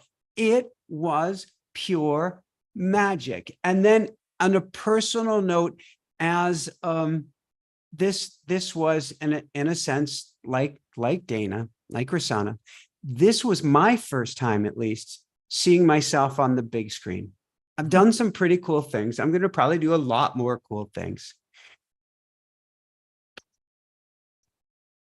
It wasn't an ego-driven moment. I can't say ego was like, oh, look at me on the big screen. I didn't have that thought at all. It was just a ka-tung of wow, something's coming out of this. And I think for everyone there, because the one thing that we are all starting to learn and understand is it doesn't matter how many people see the note that you play or that you sing. We all have a note. We're all part of this symphony of humanity. And as we play our own individual notes, the harmony goes up and up to a new octave, higher and higher and higher. Every single person there, every single person here tonight, and everybody who is going to be affected, and if we're honest, infected by the energy we are bringing forth because of Illuminate, because we are all together. We are having such a dramatic impact with the individual notes that we play. And I think people at Illuminate started to recognize that. And I think whether you're watching Ama's Way or any beautiful, beautiful movie here, you left empowered to sing your music a little more, to do a little more, to be a little bit more. And for that, I will forever be grateful, ever be grateful for this. And thank you, Danette. I am looking straight at you. I'm going to come in. I have never heard a testimonial that moved me like this. Honestly, we worked so hard. Our whole team works all year round to create this experience, honor these filmmakers, honor these stories. And we do it all for what, you just shared with us. So just wow. Thank you. Thank you. So thank you, Andrew. Thank you, Scott. Thank you, Danette. Thank you, everyone there. And Michael, you could be on The Awakening World probably every other show that we do because of your background. We do shows on near-death experiences. We do shows on mystics. In fact, one of the people that's in the audience right now, Jerry Anderson, is the monk of the Mystic Monastery, a 10,000-acre ecclesiastic nation in Puerto Rico. So there's a lot of ways that you really kind of fit in with the Awakening World. So I'm going to briefly go to your website, and I want to ask you to just share with our audience a little bit about what you do, because this is our thing. For those of you who can't see it, at the top of his website, which is inspirenationuniversity.com, inspirenationuniversity.com, he says, I'm here to help you raise your vibration, elevate your consciousness, and shift your life to a whole new level. Like, dude, that's what this whole show is about. So tell us about your work, and obviously we can find out more at the website, but tell us about what you're doing. Well, the two, and thank you so much, Scott. The two big things that I do, and yes, my personal mission statement is raise people's vibration, elevate consciousness, shift humanity, which is exactly what everyone here is doing and exactly what you're doing, Scott. My mission and its essence, if I was to use popular culture, I'd say it's to break free of the matrix. It's to become a mystic. That a mystic is someone living on both sides of the veil. We have a job to do while we're here. We're here on an Earth School. We're here to learn. We're here to grow. But it's also not a job to walk around in a state of collective amnesia. It's not a job to be here on Earth forgetting who and what we are. And so I'm on a mission, and I have a school of mystics where I teach people, and who's a mystic or who's a mystic in training. It's everybody here. It's an empath. It's somebody who's energetically sensitive. Maybe you've been told you're too sensitive, which is actually your mystic super skills in latency until we bring them out. And so I help people to rediscover the magic that they're capable of. I call a mystic someone who can see without eyes, hear without ears, know without thought. So I help you to live in both worlds at the same time. And I have a book, The Automatic Writing Experience. I teach people how to communicate with spirits, with angels, with guides, with elders. Around one of these tables that I sat down with, it was talking about how we communicate with loved ones who've crossed over. My wife was pregnant with twins last year at this time on her birthday. Well, a few weeks later, we lost one of those twins. We actually had to choose to let go of her for our other twin to survive. Oh. And yet I watched her ascend, which is a miracle. And then I could communicate with her on the other side. And you can teach people how to do this, Scott. Mm-hmm. It's the craziest thing. For 4 or 5 years, I fought spirit saying, you're going to write a book on automatic writing. I'm like, you got the wrong guy. But you can do this. And so I want to teach everybody how we can live connected to spirit, living a spirit-driven life, living in communion, meaning continuous conversation with spirit 24/7. And I see Dana holding her heart, my baby girl Miracle on the other side of the veil. She takes over each and every one of my automatic writing sessions and says, give me the mic. Here's what I want to tell you, Daddy. And it is so, so cool. Oh. Well, definitely. I would love to have you come back on the show. I'm next doing connecting to the other side. My wife died in my arms, but my experience was similar to yours. As she left, I had the simultaneous experience, her last breath, of my sadness that she was leaving, mm-hmm. and feeling her incredible liberation of being out of the body and being in that connected state. And it is the veils are getting thinner and thinner. Yes. And more of us are learning how to do these through modeling. Just like, we saw beautiful modeling of female for female love. You're modeling how to stay connected and to go beyond the tragedy. There's nothing more tragic than losing a child. That's like the absolute hardest thing. And how you transcend the tragedy And actually, you have this incredible partner on the other side. It's power. So I really want us to spend time talking about that. I'd be honored. Thank you, Scott. And all my love, all my love, all my love. We can, as a last note, we can talk and say, these are gifts, these are this or that, but loss is loss is loss. Yeah. And never for anyone would make light of that. Yeah. Yeah, it's finding that balance of empathy. The word I like is bittersweet. It's bitter that my wife is gone. And it's so sweet that I miss her that much, because the sweetness is the love that never dies. Yeah. And I guess that's my baby Hannah, who is one of the two identical twins. How cool would it be to have the two of them there? But I've got the one and I've got the other on the other side. Mm. Thank you for sharing that. Thank you so much. Thank you, Scott. Well, we're going to go to a little music so we can integrate all of this. And we've heard your request. We are going to show the Love Heals trailer. But let me find Omashar and turn things over to him. Ooh. So humbled by tonight's content.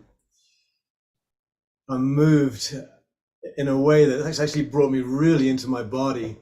And I'm so grateful for all the stories and the sharings and the love. And Michael, the way you articulate is phenomenal. It just speaks right through me into that which is not in the matrix. And so thank you. Thank you so much. There are no words for this. So I'm going to play the song and I'm going to dedicate it to Celine. And it's called Distant Light. And it's an ambient song. It's not a rocking song. So I'm glad my spirit guide said, this is the one for now. And we're just going to do something here. We're going to do this. While you're doing that, I'll pull up a picture of Celine again. Then this is, for anybody who came in late, our beloved friend Celine, who left her body 2 days ago.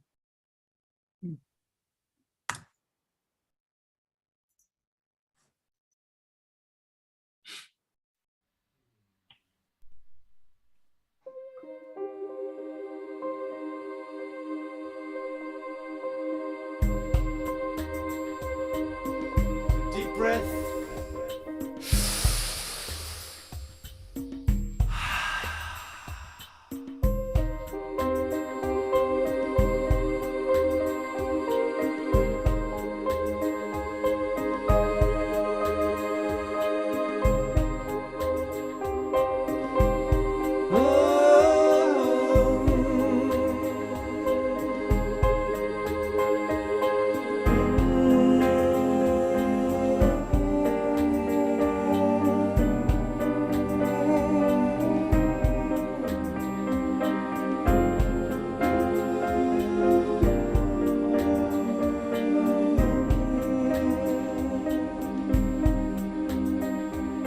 Distant light, and soul is yearning. Distant light, worlds converging. Love in our hearts keeps us flowing. And light in our minds, spirit emerging, moving on through all the troubles, letting them go. Life unravels, homeward we travel.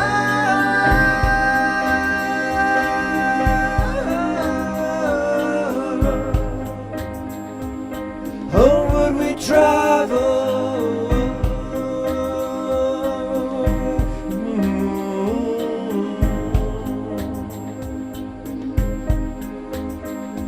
And we're not alone on this blue-green planet, nurturing souls assist us, and seeds that we sow, growing within us, and hands that we hold.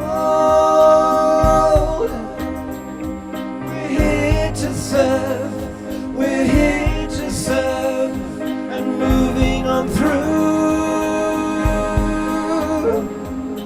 all the trouble, letting them go. Life unravels, homeward we travel.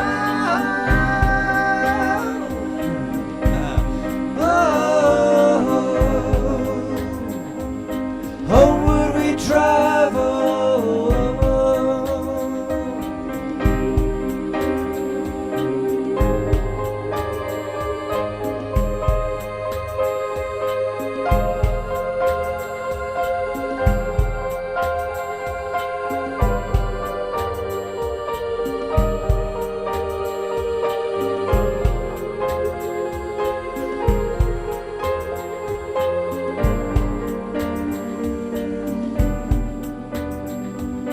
Moving on through all the troubles, letting them go. Life unravels, homeward we travel, homeward we travel.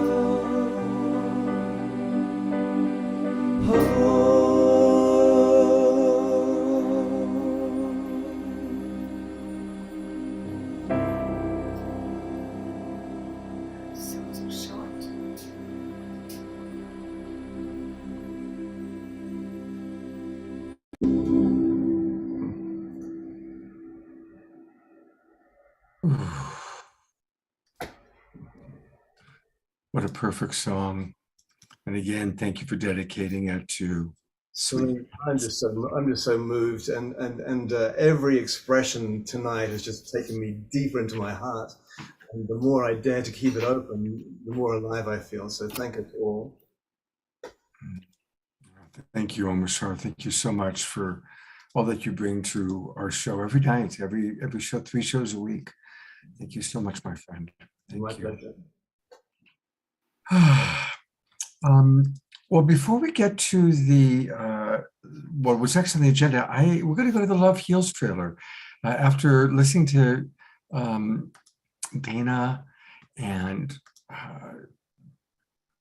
Kasana, people are just like, can we see the trailer? Can we see the trailer? So I'm bringing Dana and Kasana back up, and I'm going to bring Danette back up. And oh, what the heck? Let's bring up Andrew. Let's make it a party. Who has anything you want to share about the trailer, like putting it together, or what we're about to see? Anybody? Cried when these women came on. Remember to mute people. Who are Somebody you asking, Scott? You're asking Dana and Chrisana, yes?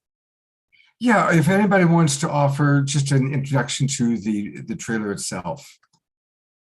Yeah, I'll just share that it was incredible to put it together, because I actually put it together before the film was complete, and there was like 150 hours of footage, and so I just felt like I was guided in what moments I was selecting that would cause people to maybe even start to have some hope, or maybe even start to ask some questions in their own healing journey. So yeah, I don't know what else there is to say, except I hope you enjoy it. Okay, I'm pulling it up right now. And remember, everybody watching, to please keep yourselves muted. Here we go with the Love Heals trailer. I'm Chrisana, and I'm a filmmaker. My partner Dana and I have been together 4 years, and throughout our relationship, Dana has suffered with chronic pain. After going from doctor to doctor, trying desperately to find answers, in 2020, she had 2 spine surgeries. When the spine surgeries failed to bring her relief, I began documenting her journey. I believed for a miracle and wanted to have a camera in hand when it happened. Then I was asked to create a documentary on healing to show how an ancient principle that's been known for 10,000 years was the secret to health. I wondered, how has this ancient principle helped so many heal? And can it help Dana too? And so began our journey. 스스로 자기의 건강은 자기가 지켜야 되고, 근데 그러한 그 각성이 됐다 해도 방법을 모르면 안 된다. I know a body can do miraculous things, but I just didn't know how to tap into it. I don't know what's missing in my life. Why am I trying so hard? Why am I suffering so much? I kept telling myself that I could do this on my own, but I can't. I need help. I have nothing else. So I had to get to a place where I was ready to heal. So pain is a signal of protection. And the question is, from what? Illness and pain are symptoms that you're not living in harmony, and that you should be dealing with the symptom not as the problem, but as a message that says, do something else. Go inside and then find that thing that you're looking for all your life. All of a sudden I could walk. The pain left my body and I could walk just fine. I've been in chronic pain for like 10 years, and this is the first time that I can remember not even thinking about my knee. I know we have the answers here, and I know that we can heal ourselves. Now I believe it a little bit more. This journey woke me up.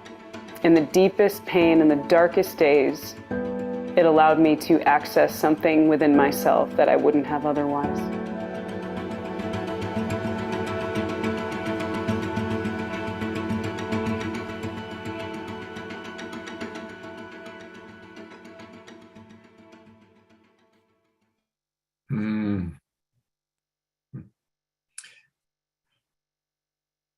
Thank you for sharing the story that you had shot 95% of the film before editing Krisanna, and then of course Krisanna narrating the trailer. So it helps me to imagine the full circle of your journey, Krisanna, of your participation, not just as the filmmaker, obviously, but as an active participant.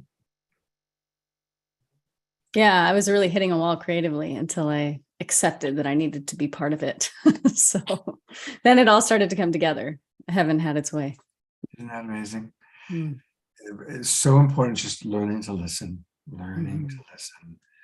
to our wise heart and going beyond the fear. Again, thank you so much. Before we move on to Marianne Williamson, Andrew, Danette, anything you'd like to share? I just want to acknowledge Danette. I mean, this festival wouldn't be here without her. She's one of the hardest working people I know. She's a real treat to work with as well. She has high expectations and she pushes her team to meet those expectations, but it's also like really fun working with her. Like we laugh in all our meetings all the time. It's just like, us giggling the entire time. People are probably like, how do they get any work done? But we do, I promise. So yeah, I would just want to acknowledge to what she's brought into the world and all the lives she's touched. I think tonight is a real testament to the spirit of Illuminate. We've had a lot of personal sharing here tonight, and I'm appreciative of that sharing, but that's what Illuminate is about, right? And so I just want to say thank you to Danette. Yeah. Wow, Andrew, thank you. I'll really quickly share what I did on last Saturday night, which was our opening night film, which is that this is the final Illuminate for me as executive director. After really, this has been a 10-year journey for me. And so now I feel like we are ready to move Illuminate to the next level. We are Illuminate as a teenager. And it's time for Illuminate to blossom into an adult world. So we are planning to create a new structure with a big board of people who are all going to become stewards and champions of conscious media, so that we can grow and take advantage of all these incredible opportunities that are coming our way, and we can expand our infrastructure. So it was also a bittersweet moment for me, because this has been literally my baby. I literally did not have a child because I had this child. And, you know, it's a hard thing to then place in other people's hands. But if anything, I have learned, you know, throughout Illuminate to surrender to divine design and know that my baby is going to be safe out there in the world, held and nurtured by the next champions. And I'll be along for the ride. I'll be on the board. I'll be there, of course. But I wanted to ensure that Illuminate lives a long, long, long life. So just really acknowledging what we just heard, that Danette, you're going to be turning the teenager over to, you'll be still an auntie, but not necessarily mama. Exactly.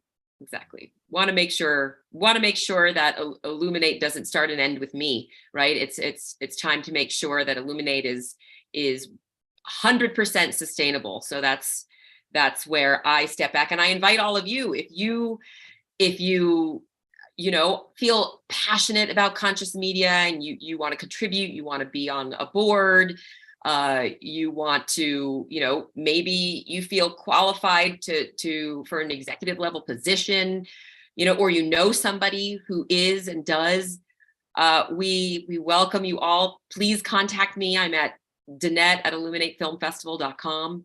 And, you know, I embrace all community contributions, because again, this is really being held up and nurtured by the collective consciousness.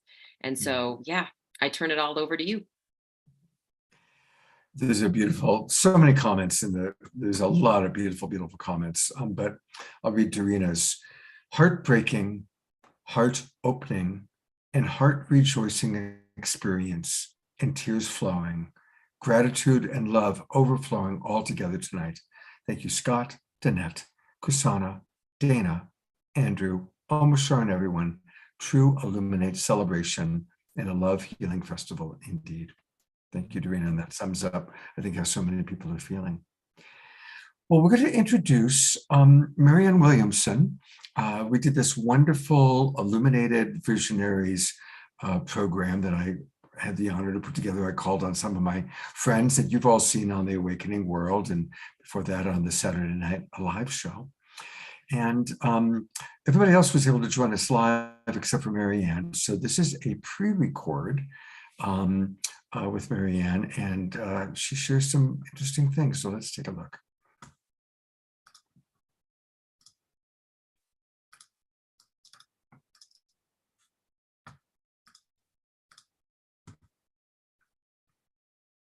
Welcome, Marianne, and it is so exciting to honor you as one of our Illuminated Visionaries for this incredible film festival, and of course for the Awakening World as well.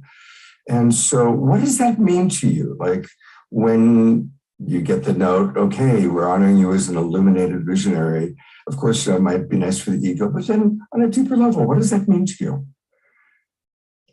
Well, on one level, it's very gratifying. It's a great honor to be acknowledged for work that I have done for decades. On a professional level, I understand that, and I'm grateful. But on a personal level,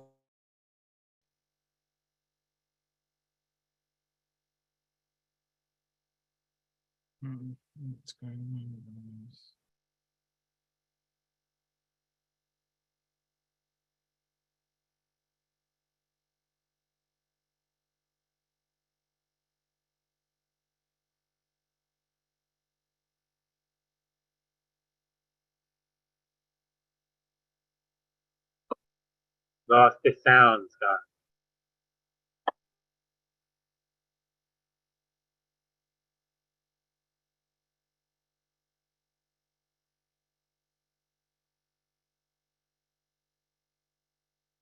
Scott, do we want to stop and start again, hoping that the volume will come back? Oh wait, you're on mute. You're muted, brother. Sometimes when you mute yourself, it mutes the film. Oh, Okay, because I was hearing her, but I guess when I muted myself, it muted her. Well, yeah, I had that problem. All right. How long ago was that? Started again, brother. Okay. Sorry about that. Okay, here we go. Let's go back to the beginning then. It's going to take me a moment to pull back. There's Illuminate. Here we go. As our illuminated visionaries for this incredible film festival, and of course for the awakening world as well. And so what does that mean to you? Like when you get the note, okay, we're honoring you as an illuminated visionary. Of course, that might be nice for the ego, but then on a deeper level, what does that mean to you?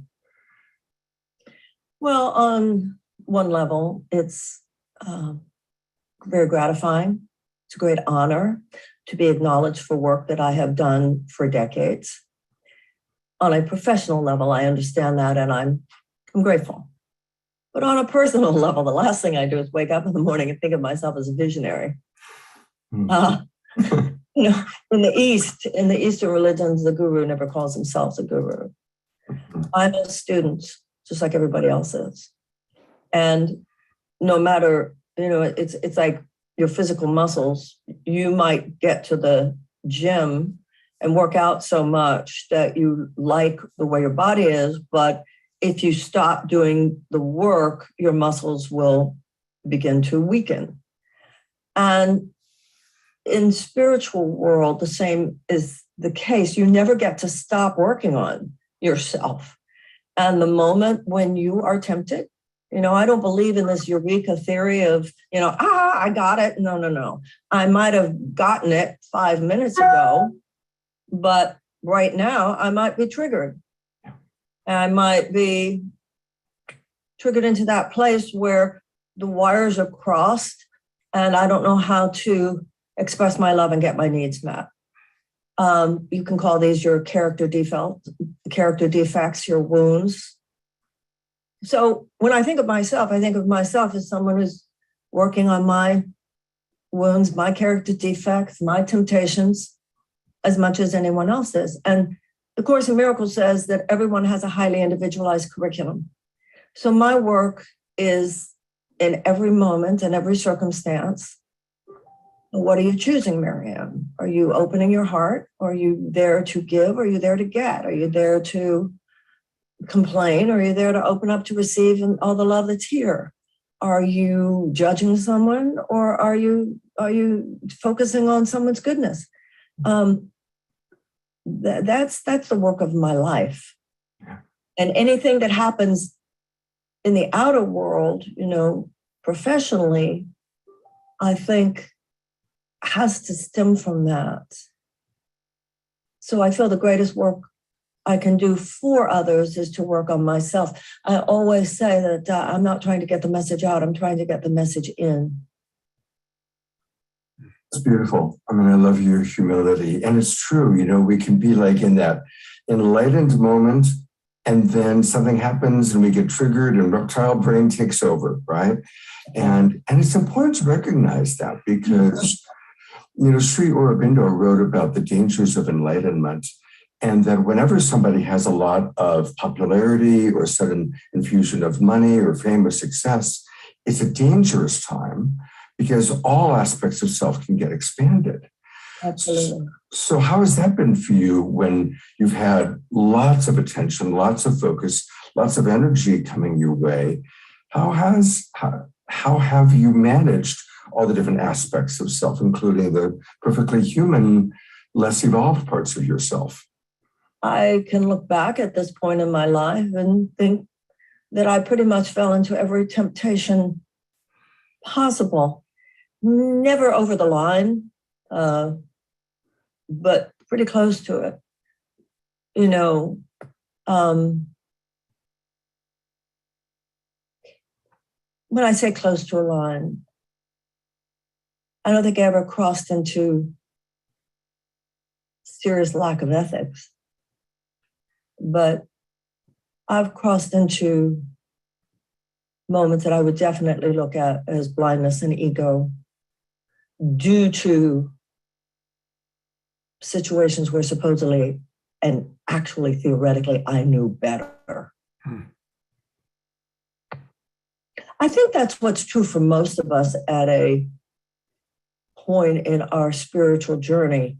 We know the basics so that any mistake we make is like, I should have known better. Like, I'm Marianne Williamson, I should have known better. Yeah. Well, the ego is very sly. The ego is very sly. That's why the traditional Christians call it the silver-tongued devil. The motto that I love is how perfectly human, right? Well, I think this is what keeps us humble. So I've been in situations where I've judged someone, particularly young people. I know some young women I was judging one day in my mind. And then I thought about the fact that the very thing I was judging them for when I was their age, I was much worse. It's so easy to point the finger at other people.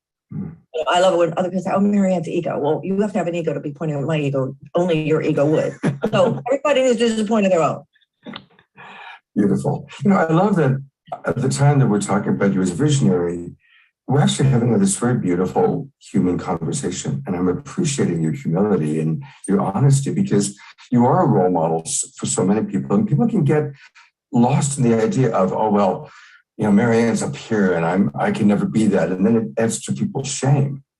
First of all, nobody who has read my books or heard me speak feels that way. But it has been my experience that those who put you up on a pedestal are the very people who would then knock you off. If they put you up on a pedestal, then the minute you do anything that's not their idea of perfection, then we're all students. The Course in Miracles says, it's you're not perfect or you would not have been born, but it is your mission to become perfect here. I feel about myself what I feel about really almost like the human race right now. Okay, Marianne, you've made some great advances in your ability to be in an open-hearted space, but there's still those places where you shut down, where you think you're better, or you think you're worse, or you think you're smarter, or you think you're more stupid, or you think you're more qualified, or you think you're less qualified, or whatever. Clean it up. This is the time.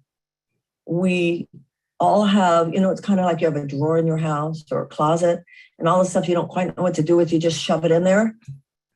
And you say, well, I'll get to it someday. But really, you're just playing a trick with yourself because you probably won't get to it, but you're not having to confront the fact that you're throwing away something that you should have dealt with.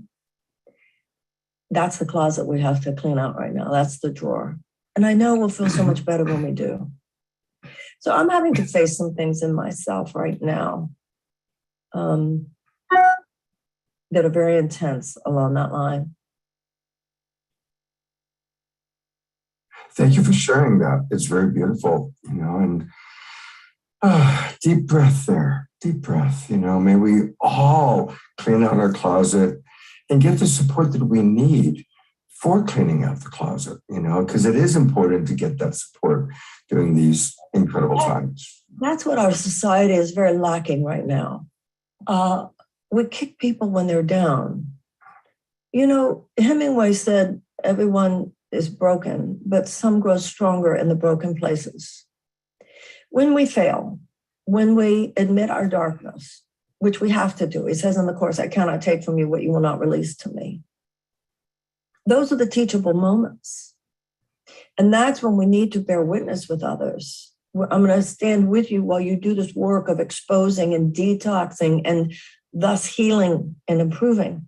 We just keep hitting people, It's a mean-spirited moment. My favorite coach, a basketball coach, is Phil Jackson. Super successful, 11 NBA championships. And one of his teachings is when a player is down, is when I remind him of how great he is. When a player is playing great, is when I remind him he can do better. That's right. That's right. Did you see that? It was on the internet. It went viral. It was in England and it was on a soccer field. Did you see this? it's a video of these two little boys and their coach, and I think it's soccer. These kids are like 7 or 8 or 9 or maybe 10 years old. And this one little boy had failed at something, and this other little boy comes up to me, takes him by the arm and says, "You are the best. Do you hear me? Do you understand me?" It's so profound and it's so beautiful to watch this one little boy refuse to let this other little boy feel bad about himself. Wow. And the coach, I mean, it's just beautiful. I'll have to find that. Yeah, there it is. That's what we need to do. Well, we all need people in our lives there to remind us you didn't do everything right and to remind us and you didn't do everything wrong. Mm-hmm. I have to say, we're all wanting to know what's in your future. What's next? I'm living with that question right now. There is a story that was told by a Protestant theologian. I don't know what he called it, but I think of it as the journey of transformation from the Good Samaritan to the conscious Samaritan. The Good Samaritan's walking down the road, sees a beggar and gives the beggar alms. And then the Good Samaritan continues down the road and sees another beggar and gives the beggar alms. And the Good Samaritan continues down the road, sees another beggar and gives the beggar alms. And at some point says, "I wonder why there are so many beggars." I've spent a lot of years giving the beggar alms. I've worked really hard at nonprofit activity and certainly the issues of being more loving, but we have to face not just the condition of the beggar, but a condition of a society, the richest society in the world. Why are so many people unnecessarily suffering? And I feel that I have some things to say about that, because I think the same principles that apply to the transformation of an individual apply to the transformation of a society, because we're just a bunch of individuals. And I felt for a long time, and have said so, that those of us who are involved in spiritual work should be the last people sitting out those questions. Because if you know what changes one heart, if you know what transforms one life, you're the one who has a clue as to what would transform the larger world. But I also know it's mean out there. It's mean out there.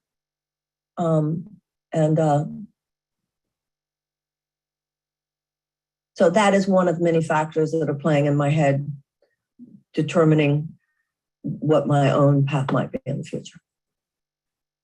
Well, whatever it is, we will be on that path with you. Thank you. Thank you so much. And I will be on your path with you. And so thank you for having me and for the conversations that we have had and hopefully we'll continue to have. Absolutely. I look forward to that. Thank you so much, Marianne. God bless. God bless you too, honey. And we're Marianne, as we don't always get a chance to see her. You know, Scott, I've seen Marianne in person and, you know, in tons of webinars, but this was just Marianne pure from the heart. And this has to be, I think, my favorite talk of hers. Yeah. Because she's talking about the humanity that we can all relate to. She's so human. She's so human. And we all are. Yeah. And I so appreciate her humility and that she was willing to stay in conversation on such a personal level. Yeah. Well, it's been a rich evening. It's been a rich 10 days. I definitely look forward to continuing to work with you, Danette, and all the people that we've seen tonight. And thank you, beautiful friends, everybody watching. A lot of amazing comments in the chat box. And yeah, thank you. A reminder that tomorrow is the Sacred Sunday show. And it's going to be a very global peace tribe connecting Sacred Sunday show. We're going to have kind of a combination of things. We're going to do some reminiscing about the recent retreat. We're going to share some memories. We're going to do practices for how to be more grateful as we approach Thanksgiving. We're going to maybe do a little practice on how to manage those of you who are going to be with family. Sometimes going back and being with family during the holidays is a mixed bag of nuts. pun intended. Almost sure we'll be playing music. And then we've got a wonderful new guest musical artist who's very inspiring. She's next generation, change the world.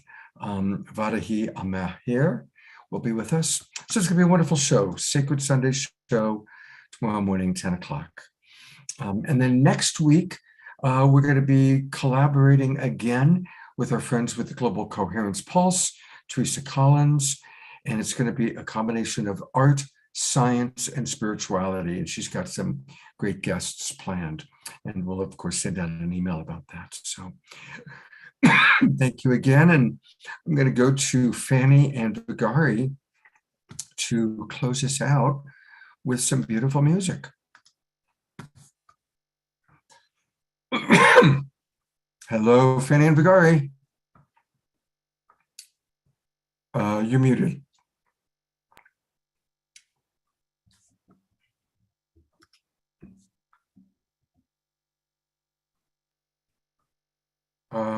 There you go.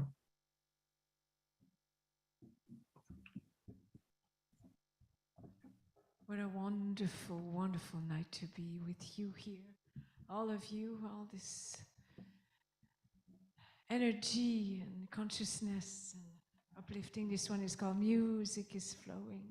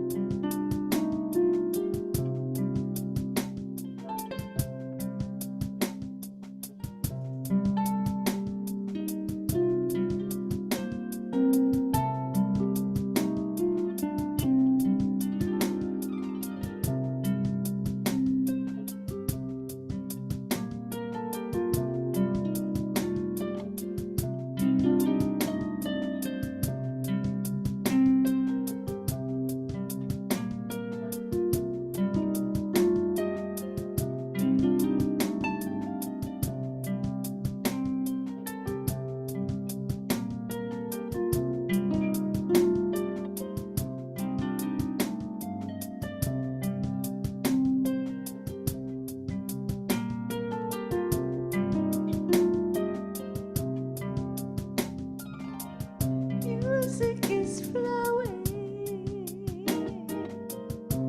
like your sweet loving.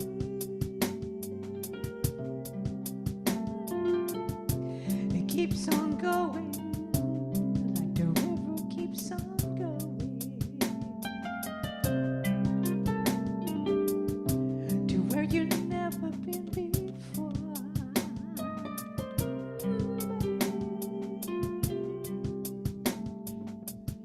It's a blissfulness, a benediction, an ecstasy that should not be contained within you. Like a seed, it should open, like a flower overflowing.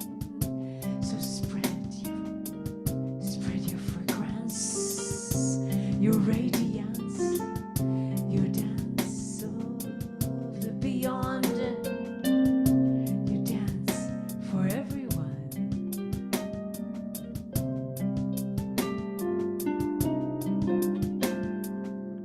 Music is flowing, reaching for higher grounds. Music is flowing, music is flowing, reaching for higher grounds.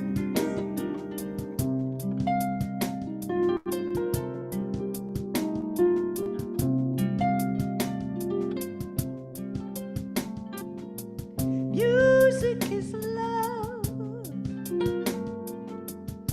in harmony with the waters. It swirls playfully beneath the sky, showered with blessing from the stars.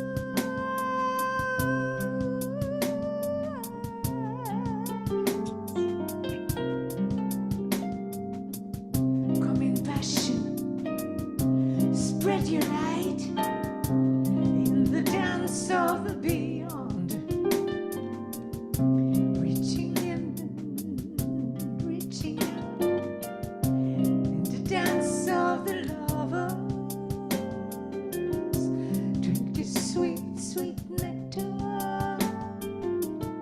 bliss out,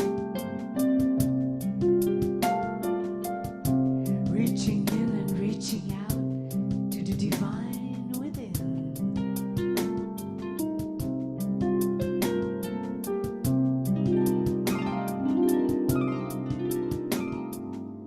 Music is flowing, music is love, reaching for higher ground, reaching for higher ground. Music is flowing, music is flowing, reaching for higher ground, reaching for higher ground,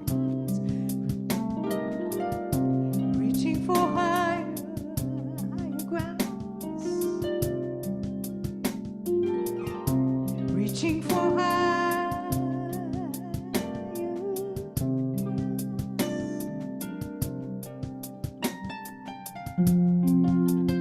Your love is so deep, like a deep blue sea. Your love is high, like the deep blue sky. Your love is pure, like the sunlight.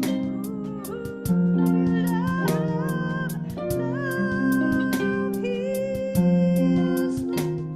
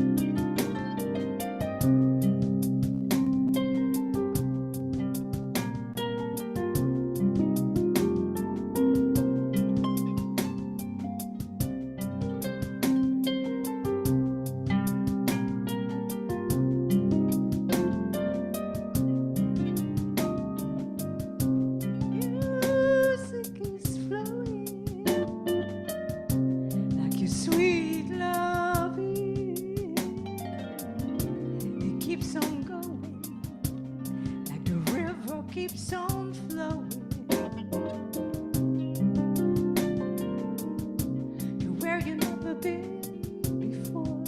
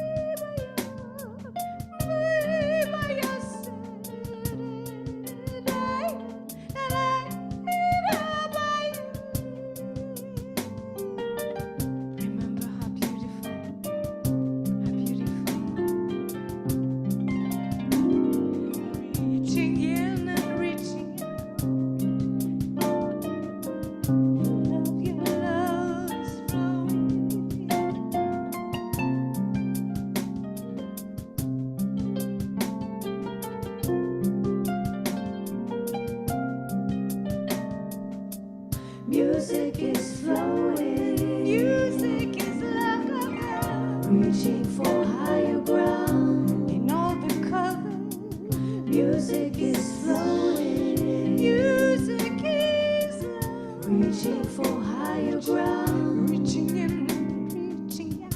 Music is flowing. Music is flowing. Reaching for higher ground. Music is flowing. Music is flowing. Reaching for higher ground. Reaching in and reaching out. Music is flowing. Reaching for higher ground. In all the colors. Music is flowing. Reaching for higher ground. Music is flowing. Reaching for higher ground. Music is flowing. Reaching for higher ground. Reaching for higher ground. Music is flowing.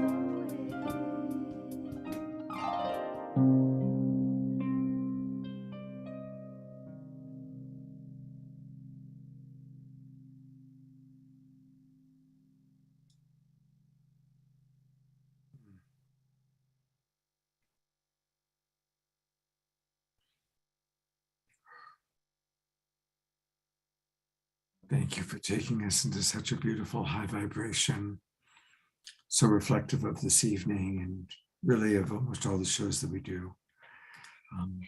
If people are interested in booking the Mystiques, also known as Fanny and Vigari, if you go to starchild.ca, it's the website. And also a reminder again that you can get their music. They are the Mystiques, and you can find them on Bandcamp. And let's definitely make sure we support Fanny and Vigari, the Mystiques. Thank you so very much. It's great to have you back on the show. And may your new home serve you well during this winter, this new winter season. Thank you. Thank you. Much Again, I want to say thank you to Danette and everybody with the Illuminate Film Festival. It's been wonderful. One more event, which I'll be moderating, the film Antidote, tomorrow afternoon. So maybe hopefully I'll see some of you there. Have a beautiful evening. Hope to see you all on the Sacred Sunday show. God's blessings, everyone. I'm going to go to gallery view, so turn on your cameras and wave and twinkle as we get to see all these beautiful, beautiful beings joining us tonight. Thank you so much, everyone. Big, big love.